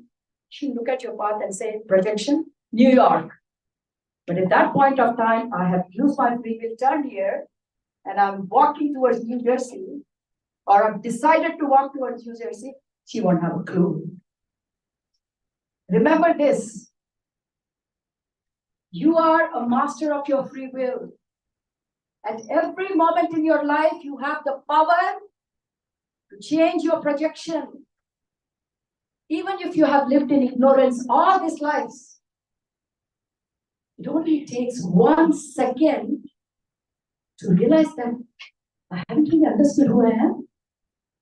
I can make that decision right now that I'm changing my past. So nobody can tell anybody's future completely, because that free will game is beyond everyone. It's your decision, your free will. And hence, law of uncertainty. Your tomorrow depends on so many factors, so many. Once you start knowing it, you will never go to any person and say, what's going to happen to me tomorrow? It depends on which path you decide to take in this current moment. Is it making sense? Am I making it too complicated? No? Okay, I'm hoping so. Let's move on to the topic of our day. Oh my God. What are we going to do with this, Saroja? I will do that. You know why? Because he's the organizer. If I don't listen to him, you won't see me next time, will you? Yes. Yes. So what we are going to do is we are going to talk about this law, and we're going to close, and then we'll open it for question answers. Don't be disheartened that, oh, we haven't touched the topic. Do you know how much we have talked about everything? You have learned more than what we have come here for. This is what the universe does. I don't decide. I never decide. I gave them the topic, but I know when I walk into this room that it's out of my hands long before I know it. Everyone who works with me, who knows me, they know I always leave everything to universe. Because universe knows what you need, where you need, how you need. It will take the direction and you will get what you want. So at least let me finish this page. 16 more slides are there. So you need 16 visits to Atlanta, right? So let's start the last one. The last, but not the least, spiritual law that we all need to understand is law of karma. Why we have talked about all those laws before? Because it gives us an understanding to understand the most complicated. This is the most complicated spiritual law that we are governed by, is law of karma. I'll try to make it as simple as possible. Karma, the way we understand is good karma, bad karma. We divide it. Why? Because we have divided our experiences into good experiences, bad experiences. Anything that I'm comfortable with, I call it a good experience. Anything that I'm trying to reject, resist, I call it bad experiences. That's all the definition is. My dear masters, there is nothing like good experiences, bad experiences. Experiences are just experiences. Why? Whatever we are going through in the current moment is the sum total effect of whatever you have done so far. What have you done so far? You don't know how many lifetimes you have been on this planet, how many reincarnations have you done. You don't know where you are in the soul cycle. A new word, but it's a totally different topic. Just know that we have a soul cycle, which is divided into 3 parts. Who divided? We divided, for easy understanding.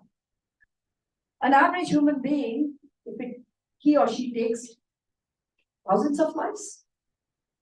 Some even take more than that. There's no compulsion that you have to end your life at any time. You can keep on going with this cycle as long as it wants.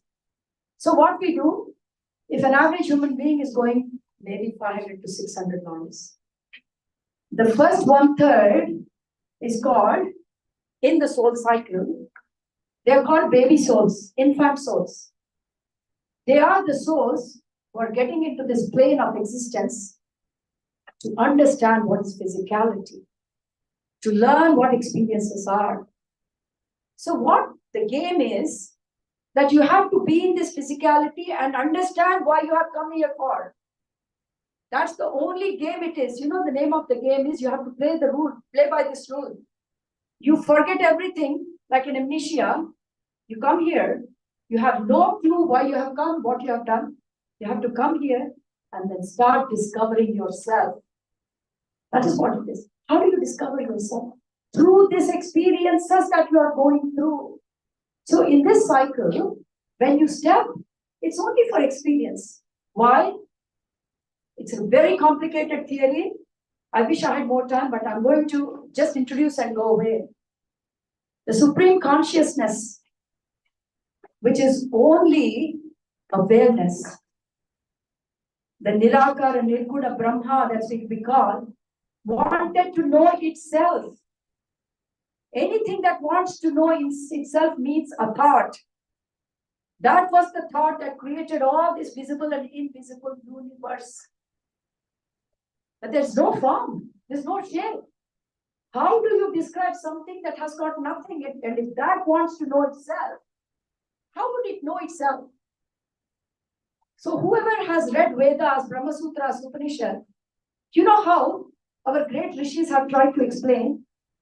To explain who you are, they have used this theory of you're not that, you're not this, you're not that, by negating. So how are we learning who we are? By having an experience and telling, oh, that's not you. I hate that, madam. That's my experience. No, that's not you. So you're not hatred. You're not anger. You're not jealousy. This is how we are realizing who we are. Till you realize that you are the essence of love. But you will never realize in the first moment. It takes a long journey to know who you are. That ocean of love you are doesn't come that understanding so easily. So the game is, you're taking multiple lives to understand the different nature of this existence so that you can negate that. This is how Vedas go. Neti, neti, neti, neti. Neti means na iti. That means you are not this, you're not that. So every experience you go through and you negate it. No, this is not me. That's how you learn who you are. And you means that supreme consciousness. Yes, this topic is confusing, but you need to go somewhere. These words have to go into your ears. And that thirst for knowledge will come automatically. So initially, we are only here to just know how it feels to be this three-dimensional plane. Will we stop at it? No. Then we get involved with beings who have been in the second phase. So the first phase, there are a lot of souls who have just started their journey. In the middle, there are adult souls who have already done that journey phase 1 and now in their middle. So by the time you reach that adult soul, you have not only come here just for experiences, but now you are starting the game of karma. What is the game of karma? Slowly you start entangling into feelings and emotions. This is where the whole thing starts. Anything done without feeling and emotion, karma doesn't come into picture. But human beings, you know, who has read with me Sita in a untold story of Sita, what did Sita Ma say? I know I'm Narayani, I know I'm Mahalakshmi, but because I've come in this human body, I have emotions. Only Sita Ma like that? No. We are all Mahalakshmis, we are all Vishnu Bhagwans. We are all come into this physical body to express, to feel these emotions, because feeling is experiencing. If I go and hit somebody badly, of course, physically there's a red bar, but that inflicts pain. You feel pain. Not only tingling here, but the pain that how dare she hit me. The emotions that come with that. There is a big game that happens in every physical life, with all actions that go on. So what happens? When you hit me, the feeling that rises is, my God, I hate her. Baby souls walk onto this plane. They don't hate anyone. They love everybody because they've just come out. They don't hate anyone. You hit them, it's okay, it's okay. No, there are so many people who do that. You be so rude to them, they're still okay. And in school we say, oh, they're stupids. They're not stupids. They're baby souls who are still full of divinity, and they haven't yet come into this game of physicality. So what happens because of that? They don't know. They haven't really had what is hatred, what is anger. They don't know it.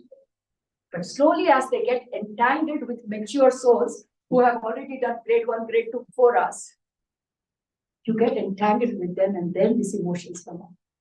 So once the feeling emotion starts, what is feelings and emotions? It's an energy. It is energy. It is an unbalanced energy. What is karma? Unbalanced energy. That's all it is. So how? If I hit her, she will have boiling rage within her. Not on the physical level. This will go away by putting some butter on it. This won't go away putting the butter. This is boiling with rage. I hit her, I walked away. But she carried it all along. And this energy, emotions is energy. This energy is recorded in our balance sheet. That's how it happens. It's not good or bad, it's just an energy, that's all. How does that energy balance? Newton's law of physics, never forget it. It's a very big spiritual law. Every action has an equal and opposite reaction. Same story happens at every realm. When you go back, finish your life and go back and look at your big balance sheet, there is an unbalanced energy she has with me. My action has created an energy within her, and that needs to be balanced. So what will happen? She and I, back in that realm, we won't have any animosity. I'll go and say, oh, do we have unfinished karma? All right, let's go again. Let's go this time. You hit me. I will take it, and my energy will be balanced. It's only after we come to this plane and see each other like enemies, back in that plane, oh, I hit you twice. No problem, you can hit me 2.5 times. This is how we are friends back there. We are not enemies. But then we become gajnis, become memory loss, become here. Everything is lost, agreements, everything is lost. And she hits me. It's not only balancing that karma, you create another emotion. I will not leave you, I will destroy you forever. Because you don't know that this is only balancing your energy, balancing your karma. So what we do, not only have we cleared the previous, we create a new entry into our account. Because of our ignorance. And this is what is called unconscious living. This is how human beings are living, unconsciously. I haven't forgotten the topic, conscious living. I'm bringing it there. Do you know how consciously we have to live? If something happens to you without your knowledge, without your intention, I'm walking on a street and I just fall. This is your karma. Nothing happens without any reason. Nothing is a coincidence in this earth. Nothing. The people that meet you, your relationships, your so-called good, bad, everything is a result of the unbalanced energy. Nobody is your enemy. Nobody's trying to take revenge. Nonsense. Don't play the victim card. Oh my God, look at me. The whole world is against me. No, that is a sign of ignorance. This is what is ignorance. This is what is unconscious living. Blaming everyone else for what's happening in your life. If she didn't hit you, then she would have hit you. Or the gentleman would have hit you. But you're going to get the slap because unbalanced energy. So don't blame people. She ruined my life. He ruined my life. They don't exist in your life. It is your story. It is your show. So what is conscious living? When something is happening to you, if good happens, we don't care. If you earn $1 million jackpot, nobody cares about karma. But the moment something wrong happens, what karma I'm going through, I'm victim. Live consciously. Think why it is happening to you. Before you start feeling pity for yourself, understand that you have done exactly the same with someone else. If your relationships are breaking, it is because you have broken someone else's relationship. Exactly, human beings are suffering with these relationships. Everyone is playing victim card. Oh my God, I'm so good. I don't know why he or she is behaving with me. Because you did exactly that to someone else in last life or previous life. So don't play the victim card on yourself. If you are playing the victim card, that means you are living in ignorance. And ignorance is not bliss. In this game of holistic living, ignorance is not bliss. Conscious living is bliss. So whatever is happening in your life, understand there is a reason behind it. And going forward, whatever you have done till this point was because of your ignorance. Now that you have learned about it, every step you take from here on, be totally aware. Be totally conscious of what? Of your thoughts. This is where everything starts. Your whole karma game starts at the thoughts. Be totally conscious of what thoughts you're projecting, what feelings you're projecting, what words are coming out of your mouth, and because of which, what actions you're taking. So, my dear masters, this is the story of conscious living, and this is the story of how unconscious thoughts, unconscious emotions, unconscious words and actions ruin our life. And we totally forget the connection between who we are and what's happened. So I hope from this point onwards, if you haven't done so far, at least this point onwards, when you get up from your chair, make sure every step you're taking consciously with awareness. Stop before you talk. Think what's coming out of your mouth. Think what thoughts are coming out. Just give it a stop. How? By practicing. Learn the method. Something is coming. Why? Why am I thinking like this? Or did I learn from Adam about this cause and effect? If emotions are coming, stop. Look what emotions are raising. Because you're conditioned to raise emotions like that. Stop. Somewhere this has to change. And today is the day.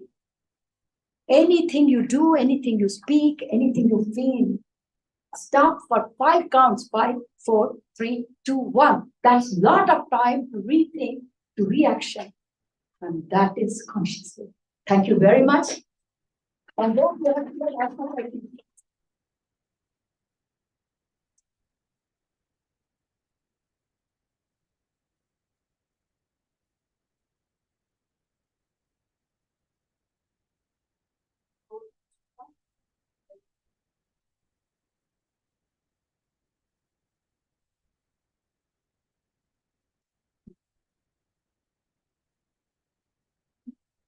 all the way from Australia, friends. Continuous travel from past 2 weeks. Going to different places and different time zones, as you know, right? we should appreciate this and just stand and give one round of applause, my dear friends.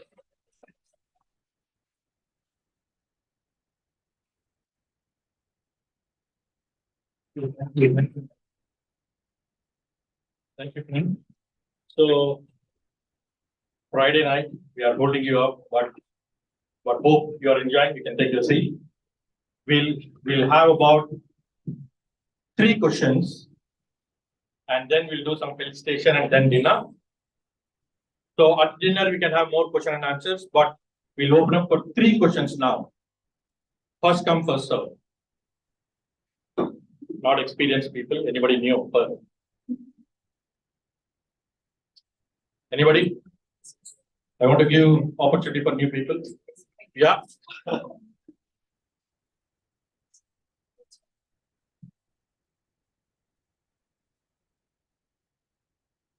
just want to say I'm so proud to have present.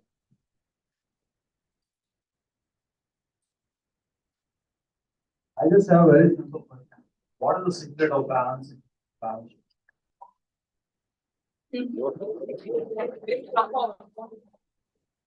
The question was, what is the secret of balancing the balance sheet? Did I hear the question? Whatever you have done so far, you cannot change it. There's no way you can escape the karma. That's why they call karma as a bitch. Sorry. That's why they call it like that. There's no way of escaping. Because you have done something. It's only an experience. It's not a punishment. First of all, I would like you all to understand, it's not, karma is not a punishment. We all take it as like, oh my God, God is punishing me. No, God is punishing you. You are learning through your karma. Most important thing, I wanted to say this, but it came in the form of question. Before you think even about how to balance my balance sheet, first understand why these experiences are creating. For you to learn. How are you going to learn? You only learn through experiences in the form of karma. Karma is not cruel. Karma is not punishment. Karma is a loving teacher. Karma is teaching you about life. So don't look at karma as like, oh my God, what am I going to do with you? No, be humble towards it because it is teaching you the lesson of love. Why did I say that? Because you are the true representation of that ocean of love, what that true consciousness is. By going through all this experience, you are beginning to realize who you are. If only the karma wasn't there, this many kind of experiences would not have come into your life, right? So first of all, don't be in a haste that I want to balance my karma, balance my karma. It will balance eventually. There is no rush because cherish them. They're all beautiful experience. Even if you have broken a leg, it's a karma. But it's not a bad karma because you know why karma comes? For a lesson. I'm going to talk about my example. Many of you know, many of you don't. In 2018, July 2018, I broke my leg. I have a double-story house and I was coming from the top. I would have climbed umpteen number of times. And on July 7, I was coming down the stairs and I think I would have taken like 1 or 2 steps and I tripped. Yes, I tripped. And the position that I was, 1 leg up, 1 leg down, and I was like 180 degrees. I'm not a gymnast and I know what that did to my top leg. And I could not even pull my top leg because it was broken in 3 places. But I didn't know about that. I know that's my karma. Nobody pushed me down. Nobody was trying to me. I must have broken someone's leg. Why did it come to me? Because I did not understand what does it mean to give that pain to the other person. If only I knew it, I wouldn't go giving the pain. This is all karma is. We only do things because we do not have the understanding. So through karma, through that balance sheet, it shows you how it feels like. That's all it is. So you know what I did? I want everyone to know because this is a great example and I think that's why my cousin Sinu asked about it because this information has to go today in this room. I was like this with my legs in the middle of the stairs and I tried to pull my leg in excruciating pain. And I almost passed out. So much pain, I passed out. And as I was passing out, the first thought that came into my mind was, oh my God, did I give this much pain to someone? I was not worried about my pain. The thought that this is what happens when ignorance starts vanishing. Your thoughts change. And I thought, oh my God, did I give this much pain to somebody? I was not focusing on my pain. It was excruciating. You know what I did? I'm unconscious, almost passed out, and my hands were in this position. And I was asking forgiveness from that soul or that many souls, I don't know, that I gave so much pain. And I told them, I realized today I completely understand what I've done. Not because they will forgive and my pain will go away, because now I understand what I have done to people. I was not feeling any victim or anything. You know what happened, my dear friends? You might think I'm pulling a story. This is the truth. Before my forgiveness finished, my pain vanished. I had no pain. And I came down with the help of my husband and daughter. And they said, can we go to the ER? Because such a big cut and my leg was swelling. And I said, no, I'm just feeling fine. I think it's a sprain, don't worry. And I slept with that leg, with a swollen leg, had no pain whatsoever. And I thought it was a sprain because it wasn't giving me any pain. My husband was pushing, can you take a Tylenol? I said, why? Give me some food. I'm tired. I'll eat and sleep. So I ate hot food and I just slept. My husband didn't sleep all night because he was looking at the leg. It's swelling. The next morning he wakes me up. Come on, we have to go to the doctor. Just because I wanted to get rid of his questioning, I went to a GP. And I was hoping once I see the GP, I can go get my cappuccino. I love my cappuccino in the morning. I said, why do I have to go to the doctor? Can we go for coffee? He said, yes, let's finish. I went to the GP. And you know the first question he asked? What happened? I told him the whole story. I didn't tell him the forgiveness story. He didn't want to understand. I said, yes, it was paining very badly. And then I said, you didn't have anything? No. I slept very well all night. And he looked at my husband, who was he said, don't worry, Harish, she's just fine. But for your sake, I'll let her go for an X-ray. Even if she has a sprain, we'll just make sure. Same GP clinic, there was this X-ray. I went there. This beautiful young girl, I still remember her to this day, 23-year-old Sri Lankan girl. She came and I like talking to people, doesn't matter who it is, radiologist, GP, janitor. I like talking, having a conversation. I love talking. So I started this conversation. She said, how did you do it, Mrs. Gullapalli? I said, it was only a small fall. It wasn't a small fall. I said, it was painful, but I don't feel anything. But unless I get this X-ray done, I won't get my cappuccino. And she said, oh, okay, no problem. We'll do it quickly. She did the X-ray and like they go to the other room to read it. So she's looking at the X-ray. She's looking at me. I said, why she's doing all this drama? And then she comes back and said, you don't have pain? I said, no. Are you sure? I said, yeah, I'm sure. Normally, back home, I'm sure it's same in the US. The radiologist, they don't tell you what's happened. They just write the report, give it to your GP, and the GP has to disclose. But she was so concerned about it. Mrs. Gullapalli, you have multiple fractures. And she also gave me treatment. You have to go through surgery. Like she was so concerned about me, the little relationship we had 5 minutes. My husband was like, what? He was already so scared. What? So I don't know how your wife is going around. She has multiple fractures, 3 fractures on my shin. Then I came back and the doctor looked at the report and same looks he gave me. See, has your wife got a problem with her pain threshold? No, I'm not like that. The small pain I have, I'm suffering. Why am I telling you this story? This is what is conscious living. When you understand why things are happening, not because you want to clear the balance sheet. I didn't want to clear my balance sheet. I understood. I understood the experience that I had given to others and why it is coming to me. That is when you clear the balance of the balance sheet. How? By understanding. By bringing that into your wisdom. That's the only way to balance your balance sheet.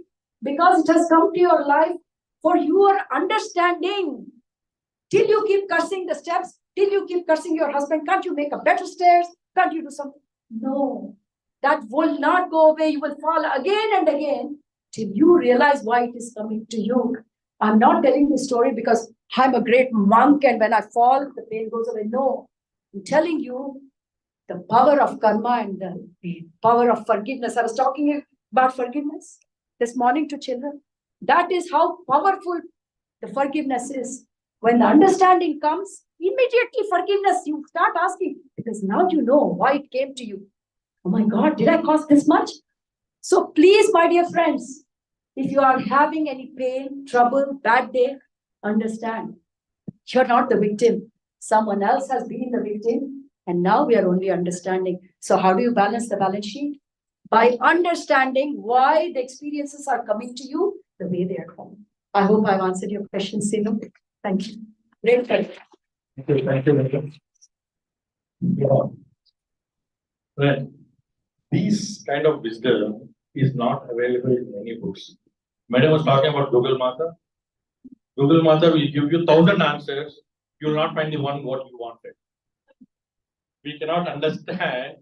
See, all this knowledge is there in Vedas, Bhagavad Gita, all this.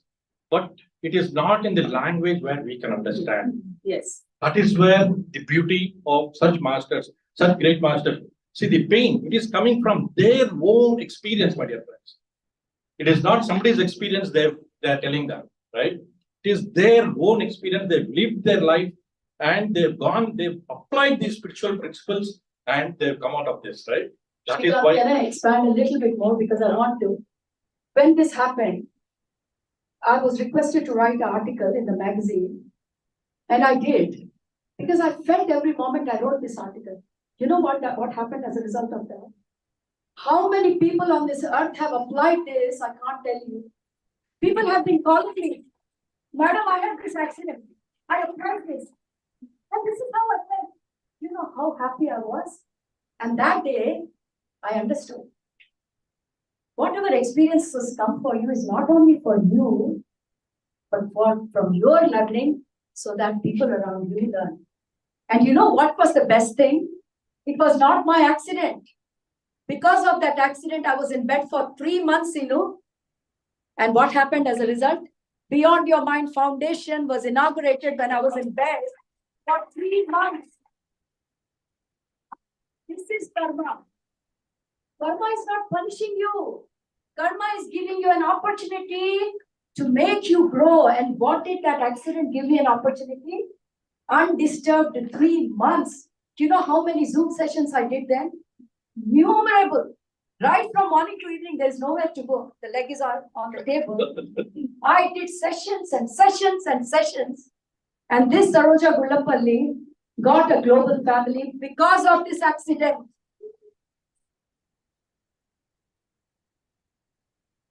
Thank you. Wonderful experience. We'll still go with 2 more. One from here, and then yes, I'll come. Well, I'm still a new beginner, but thank you for sharing this experience and really thankful for giving us this enlarged, an enlightenment session that opened our eyes, basically. I mean, I'm doing it for free. I mean, this is like amazing. So one thing during your session, you did mention that there is an origination to it, and then there is a goal eventually where your soul or energy or prana, whatever we call it, that goes through that entire journey and lands at the end goal. So when you say end goal, do you mean by moksha, or when this entire journey I understood your question. we finish it through? So and how far it will take us, like how many lifetime do I have or anyone will have before we achieve that final goal? Thank you. It's a 20-mark answer. This is the caliber of people who have come to this session. I'm not surprised. I'm not surprised. This is what universe gives me when I go and meet people from abroad. Great masters come to these sessions and ask questions like this. So there are 3 parts to this question, which I would like to answer in 3 parts. Oh, sorry, guys. Keep forgetting. That's how we are connected to the world, so we have to give them respect. The first part was, this three-part question, the first part was, I'm thankful that you people are doing it for free. Let me tell you, sir, this is not for free. The immense happiness that I get from these sessions cannot be measured in physical dollars. That is the only reason. I have quit my job. I've been as a corporate executive in ExxonMobil for 30 years. And that did not hold any attraction to me after coming into this world, this beautiful world. Physical money, I've really gone beyond the requirement, not because I don't have a requirement, but I don't need that much. That I've realized. As I said to the children this morning, that abundance, when it comes to you, everything is there, you don't need anything. And what you get after that is more happiness and more happiness. Yes, I do all my service free of financial money, so-called material dollars. But I get a lot of happiness while I do this. I don't know what it gives you, but it gives me happiness. And every person that I interact, I learn more from the people. So I have to thank each one of you for coming into my life, because right today I've learned so much from all of you. So that's part one. I'm just clarifying. Part two was, what is that ultimate? Every people have a different understanding of that ultimate. Where are we going? What's that destination? We can call it anything we want, moksha, liberation. But if you want to become a spiritual scientist and not use those common terminology which just brushes everything aside, or try to be a little bit more specific, but I won't go into detail because it's a topic itself. For 6 hours I've given lectures on this. I'll just tell you, the journey that we have started is exactly the source that we have come from. That's our destination. We all came from a Purnatma, and each one of us will become a Purnatma.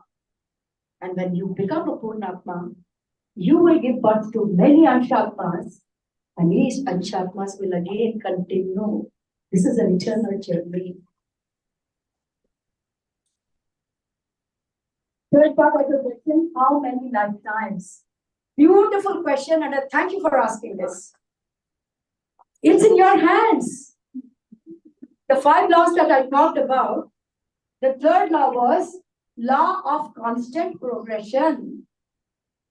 We know this much of science, so I'm going to draw a straight line. This is time on x-axis, and on y is your evolution magnitude. So we are all is like normal human being, just learning little by little, little by little, little by little, to go to that destination. And if you follow this linear path, then we all know how many lifetimes it takes. For example, maybe it takes only 500 lifetimes to reach from point A to B. But we all have free will. So it's up to you how you want to go there. Do you want to go in a straight line, or you want to go with less slope that will take you longer, or you can do a big jump to reach a destination, or you have a parabolic exponential curve. Maybe in 5 lifetimes. Each person decides for himself. So there is no number. And should you have a low number? Less? No, there's no hard and fast rule. If you're enjoying this game of physicality, come again and again, be my guest.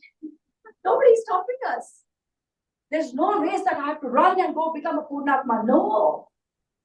This physicality is beautiful. If only we could see this beauty and understand this life of karma, there is no plane that is beautiful than this. Only through this plane of physicality do we progress. In no other light realms, there is this kind of progression. Hence, we come back again and again to this physicality to learn and grow, to learn and grow. Because learning and growing only happens here.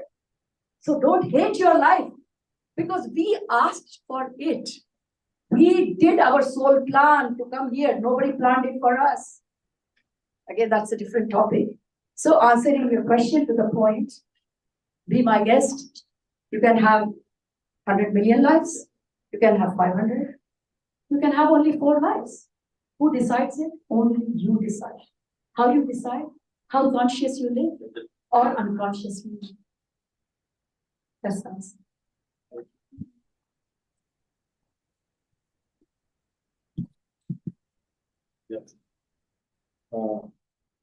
Thank you again. We'll just take one more question. One technical change we need to do.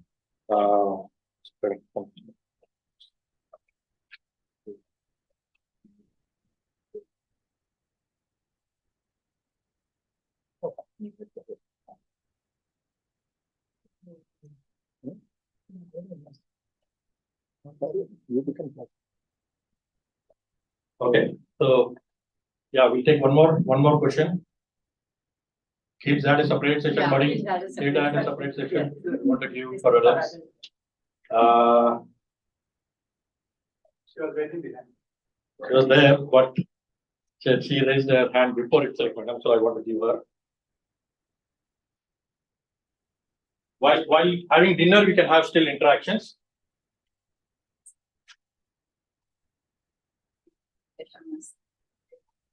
My question is, I understand the meaning of conscious living now, but why do we drift? Why do sometimes there is a why do we need this division every now and then? Because you come and tell us, say for example, you tell us now, why after 6 months we need this division? Is there a trick to not fall down or have a good balance? No. I don't know how many of you are following my recent program, which is called Sakshi. You're following, madam? You've done 2 of them. Is there anyone else in this room? How many episodes have you covered, madam? 3? Good. Anyone else? How many? 5. That's how far I've come, isn't it? 5 episodes of Sakshi. The answer to your question is in that. What is Sakshi? Please do so. Are you Telugu? No. So it's in Telugu, but doesn't matter. I'll still give you answer in short. Sakshi Tattva. We all have heard this word. Sakshi means being witness. Witness to what? Witness to whatever is going on around us. What does witness mean? Witness doesn't do anything. It only observes. That is your nature. Your nature is Sakshi Tattva, just observing. But do you just observe? No.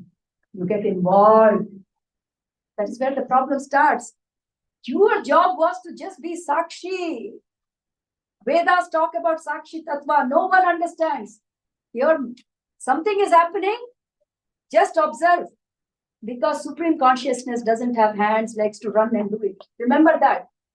You have been given a body as a vehicle to do things. But your nature is only observe.